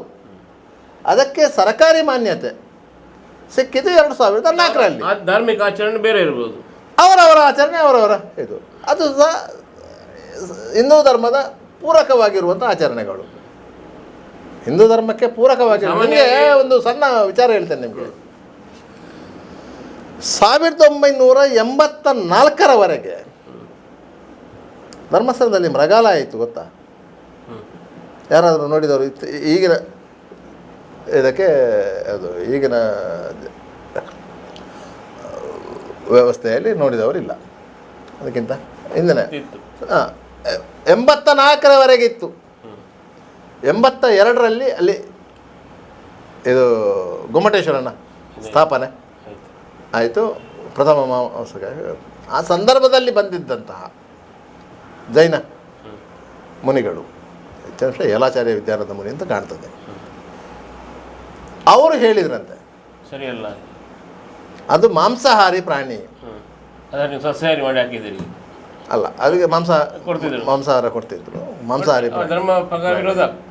ಅದು ನಮ್ಮ ಧರ್ಮದಲ್ಲಿ ನಾವು ಹಿಂಸೆಗೆ ಸಪೋರ್ಟ್ ಮಾಡೋದಿಲ್ಲ. ಮಾಡೋದಿಲ್ಲ. ಆದ್ದರಿಂದಾಗಿ ಆ ಮೃಗಾಲಯದಲ್ಲಿದ್ದ ಎಲ್ಲ ಪ್ರಾಣಿಗಳನ್ನು ಸರ್ಕಾರಕ್ಕೆ ಒಪ್ಪಿಸಿದ್ದು. ಆಯಿತಾ? ಅದರಿಂದಾಗಿ ಅಲ್ಲಿ ಯಾವುದೇ ಮಾಂಸಾಹಾರದ ವ್ಯವಸ್ಥೆ ಇಲ್ಲ. ಅಲ್ಲಿ ಯಾವುದೇ ಅಂಗಡಿಗಳಲ್ಲಿ ಮಾಂಸಾಹಾರ ವ್ಯವಸ್ಥೆಗಳಿಲ್ಲ. ಬೀಡಿ ಸಿಗರೇಟು ಮಾರಾಟ ಇಲ್ಲ. ಮದ್ಯ ಮಾರಲಿಕ್ಕಿಲ್ಲ. ಅದು ಯಾರು ಸರ್ಕಾರ ಮಾಡಿದ ಕಾನೂನಲ್ಲ, ಅಲ್ಲಿದ್ದೇ ಮಾಡಿದ್ದು. ಯಾಕಂತ ಹೇಳಿದರೆ ಆ ಜಾಗ ಎಲ್ಲ ಅವ್ರದ್ದೇ. ಅಲ್ಲೇ ರಸ್ತೆ, ಅಲ್ಲೇ ಕಟ್ಟಡ ಎಲ್ಲವೂ ಅವ್ರದ್ದೇ. ಆದ್ದರಿಂದಾಗಿ ಅವ್ರದ್ದೇ ಒಂದು ನಿಯಮ ಇದೆ. ಆ ನಿಯಮವನ್ನು ಎಲ್ಲರೂ ಪಾಲಿಸ್ತಾರೆ. ನಿಮಗೆ ಒಂದು ದೇವಸ್ಥಾನ ಅವರು ಹೇಳ್ತಾರೆ ಅದು ಮುಜರಾ ಇಲಾಖೆಗೆ ಸೇರಬೇಕು ಅಂತೇಳಿ. ಇನ್ನೊಂದೇನಂದ್ರೆ, ಈಗ ಸಾಧಾರಣ ಈ ಸರ್ಕಾರ ಅಂದರೆ ದುಡ್ಡಲ್ಲಿ ಅಲ್ಲಿ ಸರ್ಕಾರ ಇರ್ತದೆ, ಇಲ್ಲಿ ದೊಡ್ಡ ಮಟ್ಟದಲ್ಲಿ ಹರಕೆ ಇದೆಲ್ಲ ಬರ್ತದೆ, ಆದಾಯ ಬರ್ತದೆ, ದೊಡ್ಡ ಮಟ್ಟದಲ್ಲಿ ಆದಾಯ ಬರ್ತದೆ, ಎಲ್ಲವೂ ಸರಿ. ಆಗ ಸರ್ಕಾರ ಯಾಕೆ ಬಂದಿಲ್ಲ? ನೋಡಿ, ಸರ್ಕಾರ ಬರಲಿಕ್ಕೆ ಸಾಧ್ಯ ಆಗುವುದಿಲ್ಲ. ಯಾಕಂತ ಹೇಳಿದರೆ ಸುಪ್ರೀಂ ಕೋರ್ಟ್ ಡಿಸಿಷನ್ ಇದೆ. 1971 ಸುಪ್ರೀಂ ಕೋರ್ಟು ಸಂಸ್ಥೆ, ಅದು ಸಂಸ್ಥೆ ಅಂತೇಳಿ 5 ಮಂದಿ ಅದಕ್ಕೆ ವಾರಿಸುದಾರರು ಅಂತ ಹೇಳಿದೆ. ಅದನ್ನು ಸರ್ಕಾರ ಟೇಕ್ ಓವರ್ ಮಾಡಲಿಕ್ಕೆ ಬರುವುದಿಲ್ಲ. ಯಾವಾಗ ಎಡನೀರು ಮಠವನ್ನು ಟೇಕ್ ಓವರ್ ಮಾಡಲಿಕ್ಕೆ ಸಾಧ್ಯ ಆಗಲಿಲ್ಲ, ಉಡುಪಿ ಕೃಷ್ಣ ಮಠವನ್ನು ಟೇಕ್ ಓವರ್ ಮಾಡಲಿಕ್ಕೆ ಸಾಧ್ಯ ಆಗಲಿಲ್ಲ. ಕೇಶವಾನಂದ ಭಾರತಿ ಕೇಸು ಆಯಿತಾ. ಶರವು ಮಹಾಗಂಧ ಮತ್ತೆ ಅವರಿಗೆ ಹೋಯಿತು. ಕಾಶಿಮಠ ಅವರಿಗೆ ಹೋಯಿತು. ಅದರಿಂದಾಗಿ ಇದೆಲ್ಲ ಪ್ರೈವೇಟ್ ಇನ್ಸ್ಟಿಟ್ಯೂಷನ್ಸ್, ಧಾರ್ಮಿಕ ಕ್ಷೇತ್ರಗಳೇ. ಅದನ್ನು ಸರ್ಕಾರ ವಶಪಡಿಸಿಕೊಳ್ಳಿಕ್ಕೆ ಆಗೋದಿಲ್ಲ. ಸರ್ಕಾರ ಯಾವುದನ್ನು ಮುಜರಾ ಇಲಾಖೆಗೆ ವಶಪಡಿಸಿಕೊಳ್ಬೋದು. ನಿಮಗೆ ಕೆಲವು ಆಶ್ಚರ್ಯ ಏನಾಗ್ತದೆ ಅಂತ ಹೇಳಿದರೆ, ಪದವಿನಂಗಡಿಯ ಕೊರಗಜ್ಜನನ್ನು ಮುಜರಾ ಇಲಾಖೆ ತಗೊಂಡಿದೆ.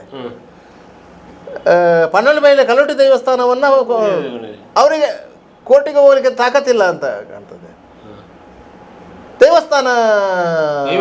ದೇವಸ್ಥಾನವನ್ನು ಹೇಗೆ ಮುಜರಾ ಇಲಾಖೆಗೆ ತರಲಿಕ್ಕೆ? ಅದು ಕುಟುಂಬದ್ದು, ಸಮುದಾಯದ್ದು ಅಲ್ವಾ? ಹೇಗೆ ಮಾಡಲಿಕ್ಕೆ ಆಗ್ತದೆ? ಅವರೊಳಗೆ ಸರಿ ಇಲ್ಲ, ಅವರೊಳಗೆ ಕಚ್ಚಾಟಿದೆ. ಅದು ಅದರಲ್ಲಿ ಸುಸೂತ್ರವಾಗಿದೆ. ದೈವ ಕಾರ್ಯಗಳು ನಡೀಬೇಕು ಅಂತ ಹೇಳಿ ಸರ್ಕಾರ ತಗೊಂಡದ್ದು. ಈಗ ಅದನ್ನು ಅವರು ಕೋರ್ಟಿಗೆ ಹೋಗಿ ಅದಕ್ಕೆ ಇದು ಮಾಡಿ ಅವರು ಸರಿ ಮಾಡ್ಬೋದು, ಅದು ಪ್ರಶ್ನೆ ಬೇರೆ. ಹಾಗೆ ನೋಡ್ಕೊಳ್ಳಿಕ್ಕಿರ್ತಾನೆ ಆಡಳಿತಾಧಿಕಾರಿ ನೇಮಕ ಮಾಡುವುದು ಅಲ್ವ? ಎಲ್ಲ ದೇವಸ್ಥಾನದಲ್ಲಿ ಇದೆ. ಈಗ ಸುಬ್ರಹ್ಮಣ್ಯ ದೇವಸ್ಥಾನ ಅದೇನು ಮಠಕ್ಕೆ ಸಂಬಂಧಪಟ್ಟ ದೇವಸ್ಥಾನ ಅಲ್ಲ. ಮಠಕ್ಕೆ ಸಂಬಂಧಪಟ್ಟ ದೇವಸ್ಥಾನ ಅಲ್ಲ ಸುಬ್ರಹ್ಮಣ್ಯ ದೇವಸ್ಥಾನ. ಸುಬ್ರಹ್ಮಣ್ಯ ಮಠ ಇಲ್ವಾ? ಅಲ್ಲಿ ಇದೆ. ಮಠಕ್ಕೆ ಸಂಬಂಧಪಟ್ಟ ಮಠ ಎಂಡೋಮೆಂಟ್ ಅಲ್ಲ, ದೇವಸ್ಥಾನ ಮಾತ್ರ ಎಂಡೋಮೆಂಟ್. ಹಾಗೆ ಆಗುತ್ತೆ. ಧರ್ಮಸ್ಥಳವನ್ನು ಎಂಡೋಮೆಂಟ್ ಮಾಡುವಂಥ ಪ್ರಯತ್ನವನ್ನು ಕಾಲಕಾಲಕ್ಕೆ ಯಾವೆಲ್ಲ ಸರ್ಕಾರಗಳು ಬರ್ತದೆ ಅದು ಒಂದು ಪ್ರಯತ್ನ ಬರ್ತದೆ. ಆದರೆ ಕಾನೂನಿನ ಅಡಿಯಲ್ಲಿ ಆಲೋಚನೆ ಮಾಡಿದಾಗ ಅದು ಸಾಧ್ಯ ಆಗುವುದಿಲ್ಲ ಅಂಥೇಳಿ ಕೈ ಬಿಡ್ತದೆ. ಹೊರತು ಅದು ಒತ್ತಡಗಳ ಅಲ್ಲ, ಅದು ಒತ್ತಡಗಳು ಅಲ್ಲ. ಆದ್ದರಿಂದಾಗಿ ಧರ್ಮಸ್ಥಳವಾಗಿ ನೋಡಬೇಕು ನೀವು. ನೀವು ಯಾವುದೇ ದೇವಸ್ಥಾನಕ್ಕೆ ಹೋಗಿ ಅಲ್ಲಿ ಆ ದೇವಸ್ಥಾನದ ಜೀರ್ಣೋದ್ಧಾರಕ್ಕೆ ಬೇರೆ ಬೇರೆ ಕಾರಣಕ್ಕೋ ದೇಣಿಗೆ ಕೊಟ್ಟವರ ಒಂದು ಹೆಸರಿರ್ತದೆ. ಧರ್ಮಸ್ಥಳದ ಹೆಗ್ಗಡೆ ಅವರ ಹೆಸರಿಲ್ಲದ ಒಂದು ದೇವಸ್ಥಾನದ ನಾಮಫಲಕ ತೋರಿಸು. ಪ್ರತಿ ಒಂದು ದೇವಸ್ಥಾನ ಫಸ್ಟಿಗೆ ಅವರದೇ ಇರುವುದು. ಎಲ್ಲಿಯವರೆಗೆ ಅಂತ ಹೇಳಿದರೆ ಧರ್ಮಸ್ಥಳದ ವೀರೇಂದ್ರ ಹೆಗ್ಗಡೆ ಅವರನ್ನು ನಖಶಿಖಾಂತ ವಿರೋಧಿಸ್ತಾರಲ್ಲ. ಗುರುವೇನಕೆರೆ ನಾಗರಿಕ ಸೇವಾ ಟ್ರಸ್ಟ್ ಸೋಮನಾಥ ನಾಯಕ್ ಅವರೊಂದು ಸರ್ಕಾರಿ ಜಾಗದಲ್ಲಿ ಬಸ್ ಸ್ಟ್ಯಾಂಡ್ ಅಂತ ಹೇಳಿ ಸರ್ಕಾರಿ ಜಾಗವನ್ನು ಸಾರ್ವಜನಿಕ ಉದ್ದೇಶಕ್ಕಂತ ಹೇಳಿ ಪಡ್ಕೊಂಡು ಅದರಲ್ಲಿ ಒಂದು ಬಸ್ ಸ್ಟ್ಯಾಂಡ್ ಕಟ್ಟಿ ಅದರಲ್ಲಿ ಅಷ್ಟು ಅಂಗಡಿಗಳನ್ನು ಕಟ್ಟಿ ಅದನ್ನೆಲ್ಲ ಬಾಡಿಗೆಗಳ ಓನರ್ಶಿಪ್ಪಲ್ಲಿ ಸೇಲ್ ಮಾಡಿದಾರಲ್ಲ, ಅದರ ಒಂದು ನಾಮಫಲಕದಲ್ಲಿ ನೋಡಿ ಅಂತೆ ಧರ್ಮಸ್ಥಳ ಹೆಗಡೆ ಅವರು ಬಸ್ ಸ್ಟ್ಯಾಂಡಿಗೆ ಅಂತೇಳಿ 1 ಲಕ್ಷ ರೂಪಾಯಿ ಕೊಟ್ಟಿದ್ದಾರೆ. ಇದು ಯಾವ ದೇವಸ್ಥಾನದವರು ಕೊಡ್ತಾರೆ? ಯಾವುದೇ ದೇವಸ್ಥಾನಕ್ಕೆ ಹೋಗಿ ಸ್ವಾಮಿ ನಮ್ಮ ಊರಲ್ಲಿ ಒಂದು ಟಾಯ್ಲೆಟ್ ಕಟ್ಟಲಿಕ್ಕೆ ಉಂಟು, ಒಂದು 10,000 ರೂಪಾಯಿ ದಾನ ಸಹಾಯ ಮಾಡಿ ಅಂತ ಕೊಡಲ್ಲ. ಕೇಳಿದರೆ ಯಾವ ದೇವಸ್ಥಾನದಲ್ಲಿ ಆ ಅವಕಾಶ ಇದೆ? ಇಲ್ಲ, ಮುಜರಾಯಿ ಇಲಾಖೆಯ ದೇವಸ್ಥಾನ ಆಗಲಿ, ಖಾಸಗಿ ದೇವಸ್ಥಾನ ಆಗಲಿ. ಕೊಡಲ್ಲ. ಆದರೆ ಧರ್ಮಸ್ಥಳದಲ್ಲಿ ಆ ದಾನ ಧರ್ಮಾದಿಗಳು ಅನೂಚಾನವಾಗಿ ನಡ್ಕೊಂಡು ಬಂದಿದೆ. ಇವತ್ತು ಸಹ ಸೋಮವಾರ ದಿವಸ ನೀವು ನೋಡಿದರೆ ಹೋದರೆ ಕನಿಷ್ಠ ಪಕ್ಷ ಒಂದು 200ರಿಂದ 400 ಮಂದಿ ಅಲ್ಲಿ ದೇಣಿಗೆಗಾಗಿ ಬಂದವರು ಇರ್ತಾರೆ. ಬೇರೆ ಬೇರೆ ಬೇರೆ ಊರುಗಳಿಂದ, ಜಿಲ್ಲೆಯಿಂದ, ಬೇರೆ ಬೇರೆ ಜಿಲ್ಲೆಯಿಂದ, ಬೇರೆ ಬೇರೆ ಕಡೆಗಳಿಂದ, ಬೇರೆ ಬೇರೆ ದೇವಸ್ಥಾನಗಳು, ದೈವಸ್ಥಾನಗಳು, ಬೇರೆ ಬೇರೆ ಅಭಿವೃದ್ಧಿ ಕಾರ್ಯಗಳಿಗೆ ಬೇಕಾಗಿ ಅಲ್ಲಿಗೆ ಕೇಳಲಿಕ್ಕೆ ಬಂದವರು, ವೈಯಕ್ತಿಕವಾಗಿ ಸಹಾಯ ಕೇಳಿ ಬಂದವರಿದ್ದಾರೆ. ನಿಮಗೊಂದು ಮತ್ತೊಂದು ವಿಚಾರವನ್ನು ನಾನು ಪ್ರಸ್ತಾಪ ಮಾಡಿದೆ. 1971ರಲ್ಲಿ ಧರ್ಮಸ್ಥಳದಲ್ಲಿ ಸಾಮೂಹಿಕ ವಿವಾಹ ಶುರುವಾಯಿತು, ಆರಂಭವಾಯಿತು. ಅದಕ್ಕೊಂದು ಕಾರಣ ಇದೆ ಗೊತ್ತಾ? ಸಾಮೂಹಿಕ ವಿವಾಹ. ಆಗ ವೀರೇಂದ್ರ ಹೆಗ್ಗಡೆ ಅವರು ಪಟ್ಟಕ್ಕೆ ಬಂದು 2 ವರ್ಷ ಆಗಿತ್ತು. ಅವರು ಸಣ್ಣ ಪ್ರಾಯದಲ್ಲಿ ಪಟ್ಟಕ್ಕೆ ಬಂದವರು, 21 ವರ್ಷದಲ್ಲಿ ಪಟ್ಟಕ್ಕೆ ಬಂದವರು. ಆಗ ಅವರಿಗೆ ಮದುವೆ ಆಗಿರಲಿಲ್ಲ. ಪಟ್ಟಕ್ಕೆ ಬರುವಾಗ ತಂದೆಯವರ ಅಕಾಲಿಕ ನಿಧನದಿಂದಾಗಿ ಅವರು ಪಟ್ಟಕ್ಕೆ ಬಂದರು. ಆ ಸಂದರ್ಭದಲ್ಲಿ ಅವರಿಗೆ ಮುಜುಗರ ಆಗ್ತಾ ಇತ್ತು. ಎಲ್ಲರೂ ಬಂದು ಕಾಲು ಹಿಡಿತಾಯಿದ್ರು. ಮತ್ತೆ ಅವರು ಶಾನುಭಾಗರ ಹತ್ರ ಕೇಳಿದಂತೆ, ಎಲ್ಲರೂ ಬಂದು ಕಾಲು ಹಿಡಿತಾರೆ, ನನಗೆ ಮುಜುಗರ ಆಗ್ತದೆ. ಅದಕ್ಕೆ ಶಾನುಭಾಗರು ಹೇಳಿದರು, ಏನು ಮಾಡಬೇಡಿ, ಅವರು ನಿಮಗೆ ಮುಗಿದ ಆ ಪಟ್ಟಕ್ಕೆ ಮುಗಿಯುವುದು, ಅವರು ಬರುವಾಗ ನೀವು ನಮಸ್ಕಾರ ಮಾಡಿ ಅವರಿಗೆ, ಅಷ್ಟು ಸಾಕು ಅಂತ. ಅದನ್ನು ಈಗಲೂ ಅವರು ಪಾಲಿಸಿಕೊಂಡು ಬಂದರು. ಆಗ ಒಂದು ಹೆಂಗಸು ಅವರಲ್ಲಿಗೆ ಬಂದರು. ಬಂದು ಹೇಳಿದಂತೆ, ನನಗೆ ಒಂದು ಕೆಲಸ ಕೊಟ್ಟರೆ ನಾನು ಸಾಲ ಸಂದಾಯ ಮಾಡಿ ಸಾಲ ತೀರಿಸ್ತೇನೆ ಮತ್ತು ಇಲ್ಲಿ ಇದು ಮಾಡ್ತೇನೆ. ಈ ಪ್ರಾಯದಲ್ಲಿ ದುಡಿಬೇಕಾ ಕೇಳಿದ್ರಂತೆ. ಅನಿವಾರ್ಯ ಇದೆ. ಏನು, ನನ್ನ ಮಗಳು, ಅವಳಿಗೆ ಮದುವೆ ಮಾಡಿ ಕೊಟ್ಟಿದ್ದೇನೆ, ಮದುವೆಗೆ ನನಗೆ ಹೀಗೆ ಸಾಲ ಆಗಿದೆ, ಆ ಸಾಲ ತೀರಿಸಬೇಕಾದ್ರೆ ನಾನು ಕೆಲಸ ಮಾಡಬೇಕು, ದುಡಿಬೇಕು. ದುಡಿದ್ರೆ ನನಗೆ ಸಾಲ ತೀರಿಸಲಿಕ್ಕೆ ಆಗೋದು. ಮತ್ತು ಇಲ್ಲಿ ನೀವು ಕೆಲಸ ಕೊಟ್ಟರೆ ಊಟ ಹೇಗೂ ಉಚಿತ ಇದೆ, ಸಂಬಳ ಸ್ವಲ್ಪ ಜಾಸ್ತಿ ಉಳಿತದೆ. ನಾನು ಆಗ ಆಲೋಚನೆ ಮಾಡಿದೆ, ಮದುವೆ ಎಷ್ಟು ಸಮಸ್ಯೆಯನ್ನು ಸೃಷ್ಟಿ ಮಾಡ್ತದೆ ಅಂತ. ಆಗ ಕಲ್ಪನೆ ಆದದ್ದೇ ಸಾಮೂಹಿಕ ವಿವಾಹದ ಯೋಜನೆ. ಇವತ್ತಿನವರೆಗೂ ಅದು ನಡ್ಕೊಂಡು ಬಂದಿದೆ. 12,000ಕ್ಕೂ ಹೆಚ್ಚು ಜನರು ಆ ಸಾಮೂಹಿಕ ವಿವಾಹದಲ್ಲಿ ದಾಂಪತ್ಯ ಜೀವನ ನಡೆಸಿದರು. ಮತ್ತೊಂದು ವಿಶೇಷ ಏನಂತ ಹೇಳಿದರೆ, ಎಷ್ಟು ವರ್ಷದಲ್ಲಿ ಅಲ್ಲಿ ದಾಂಪತ್ಯ ಜೀವನಕ್ಕೆ ಪ್ರವೇಶಿಸಿದಂಥ ಗಂಡ ಹೆಂಡತಿಯರ ಮಧ್ಯೆ ವಿಚ್ಛೇದನಗಳು, ವಿರಸಗಳು ಆಗಿಲ್ಲ. ಅದು ಕ್ಷೇತ್ರದ ಮಹಿಮೆ ಅಂತ ಹೇಳ್ತಾರೆ. ಇಂಥ 100 ಕಥೆಗಳಿವೆ. ಧರ್ಮಸ್ಥಳದ ಬಗ್ಗೆ ನೀವು ಮಾತಾಡಲಿಕ್ಕೆ ಹೋದರೆ 100 ಕಥೆಗಳಿವೆ. ಅಂತಹ ಕ್ಷೇತ್ರವನ್ನು ಯಾರೋ ಒಬ್ಬರ ವೈಯಕ್ತಿಕ ಸ್ವಾರ್ಥಕ್ಕಾಗಿ ಯಾವುದೋ ಒಂದು ಘಟನೆಯನ್ನು ತಳುಕು ಹಾಕಿಕೊಂಡು ಸಾಮಾಜಿಕ ಮಾಧ್ಯಮಗಳಲ್ಲಿ, ಸಾಮಾಜಿಕ ವ್ಯವಸ್ಥೆಗಳಲ್ಲಿ ಅವಹೇಳನ ಮಾಡೋದು ಯಾಕಂದರೆ ಸರಿಯಲ್ಲ. ಯಾಕಂತ ಹೇಳಿದರೆ ಅವರಿಗೆ ಅದರ ಸರಿಯಾದ ಕಥೆಯೇ ಗೊತ್ತಿಲ್ಲ, ವಿಷಯವೇ ಗೊತ್ತಿಲ್ಲ, ಅದನ್ನು ಅರ್ಥ ಮಾಡಿಕೊಳ್ಳುವಂತಹ ಯೋಗ್ಯತೆಯೂ ಇಲ್ಲ. ಈಗ ನಾವು ಇಷ್ಟು ಡಿಟೇಲ್ ಆಗಿ ಆ ಇಡೀ ಕೇಸಿನ ಬಗ್ಗೆ ಹೇಳಿದ್ದೇವೆ. ಪ್ರತಿಯೊಂದು ಕೇಸಿನ ಬಗ್ಗೆಯೂ ನಾವು ವಿಶ್ಲೇಷಣೆ ಮಾಡಿದ್ದೇವೆ. ಕ್ರಿಮಿನಲ್ ಕೇಸುಗಳು ಹೇಗೆ ನಡೀತದೆ, ಹೇಗೆ ತನಿಖೆ ಆಗುತ್ತದೆ, ತನಿಖೆ ಆದ ನಂತರ ಟ್ರಯಲ್ಗಳು ಹೇಗೆ ನಡೀತದೆ, ತೀರ್ಪುಗಳು ಹೇಗೆ ಬರ್ತದೆ, ಅದರ ನಂತರದ ಬೆಳವಣಿಗೆಗಳೇನು, ಎಲ್ಲವನ್ನು ಇಷ್ಟು ವಿವರವಾಗಿ ವಿವರಿಸಿದ್ದೇವೆ. ಅದು ಜನರಿಗೆ ಅರ್ಥ ಆಗೋದಿಲ್ಲ. ಅವರು ಅದನ್ನೇ ಜೋತು ಬೀಳ್ತಾ ಇರ್ತಾರೆ. ಯಾಕಂದೇಳಿ ಮಾಡಿರ್ಬೋದಾ ಏನು, ಯಾಕಂದರೆ ದೊಡ್ಡವರು ಅವರು ಮಾಡಿದ್ದು ಗೊತ್ತಾಗೋದಿಲ್ಲ. ಈ ದೇಶದಲ್ಲಿ ಕಾನೂನೇ ದೊಡ್ಡದು, ಕಾನೂನಿಗಿಂತ ದೊಡ್ಡದು ಯಾವುದಿಲ್ಲ. ಅಂತಹ ಕಂಚಿ ಕಾಮಕೋಟಿ ಪೀಠಾಧಿಪತಿಯನ್ನು ಈ ಕಾನೂನು ಬಿಡಲಿಲ್ಲ. ಅಂಥ ಸತ್ಯ ಸಾಯಿಬಾಬಾ ಅವರನ್ನು ಕಾನೂನು ಬಿಡಲಿಲ್ಲ. ಮುರುಘಾ ಮಠದ ಸ್ವಾಮಿಗಳನ್ನು ಕಾನೂನು ಬಿಡಲಿಲ್ಲ. ತಪ್ಪು ಮಾಡಿದರೆ, ಕಾನೂನು ಪ್ರಕಾರ ಅಪರಾಧ ಮಾಡಿದರೆ ಯಾರೇ ಆದರೂ ಸಹ ಜೈಲಿನ ಬಾಗಿಲಿಗೆ ಹೋಗಲೇಬೇಕು. ಅವರು ಹೋಗಿಲ್ಲ ಅಂತ ಹೇಳಿದರೆ ಅವರು ತಪ್ಪು ಮಾಡಿಲ್ಲ ಎನ್ನುವುದು ಅರ್ಥ. ನೆನಪಿಟ್ಟುಕೊಳ್ಳಿ, ಅವರನ್ನು ಒಬ್ಬರು ಟಚ್ ಮಾಡಲಿಲ್ಲ, ಒಂದು ಅಧಿಕಾರಿ ಟಚ್ ಮಾಡಲಿಲ್ಲ, ಒಬ್ಬ ವ್ಯಕ್ತಿ ಟಚ್ ಮಾಡಲಿಲ್ಲ ಅಂತ ಹೇಳಿದರೆ, ಒಂದು ಅಟ್ಲೀಸ್ಟ್ ಒಂದು ತನಿಖೆಗೆ ಬನ್ನಿ ಅಂತ ಹೇಳಿ ನೋಟಿಸೂ ಕೊಡಲಿಲ್ಲ ಅಂತ ಹೇಳಿದರೆ ಅವರು ತಪ್ಪು ಮಾಡಲಿಲ್ಲ ಅಂತ ಅರ್ಥ, ಹೊರತು ಅವರ ಪ್ರಭಾವ ಅಲ್ಲ. ಸಾಮಾನ್ಯವಾಗಿ ಹೆಗ್ಗಡೆ ಅವರು ಯಾರೊಂದಿಗೂ ಫೋನಲ್ಲಿ ಮಾತನಾಡೋದಿಲ್ಲ ಸಾಮಾನ್ಯವಾಗಿ. ಹಾಗಂತೇಳಿ ಫೋನ್ ಇಲ್ವಾ? ಉಂಟು. ನಂಬರ್ ಇಲ್ವಾ? ಅವರಿಗೆ ಅಗತ್ಯ ಇದ್ದರೆ ಮಾತ್ರ ಅವರು ಅವರ ಸಂಬಂಧಿಕರ ಒಳಗೆ ಇದರ ಒಳಗೆ ಮಾತ್ರ ಮಾತಾಡ್ತಾರೆ ಹೊರತು ಇಲ್ಲದ್ರೆ ಅವರು ಫೋನಲ್ಲಿ ಯಾರೊಂದಿಗೂ ಮಾತಾಡೋದಿಲ್ಲ. ಏನಿದ್ದರೂ ಅವರ ಸಹಾಯಕರು ಮಾತಾಡ್ತಾರೆ, ಅವರಿಗೆ ಹೇಳ್ತಾರೆ, ಇಷ್ಟು ಬಿಟ್ಟರೆ ಅವರು ಫೋನಲ್ಲಿ ಮಾತಾಡೋದು. ನಮಗೆ ಒಂದು ಸಣ್ಣ ಉದಾಹರಣೆ ಹೇಳ್ತೀನಿ. ಸುಮಾರು 25 ವರ್ಷಗಳ ಹಿಂದೆ 1999ರಲ್ಲಿ ಈ ಧರ್ಮಸ್ಥಳದಲ್ಲಿ ಒಬ್ಬ ಅರ್ಚಕರಿದ್ದರು, ಹರೀಶ್ ಭಟ್ಟ ಅಂತ ಹೇಳಿ.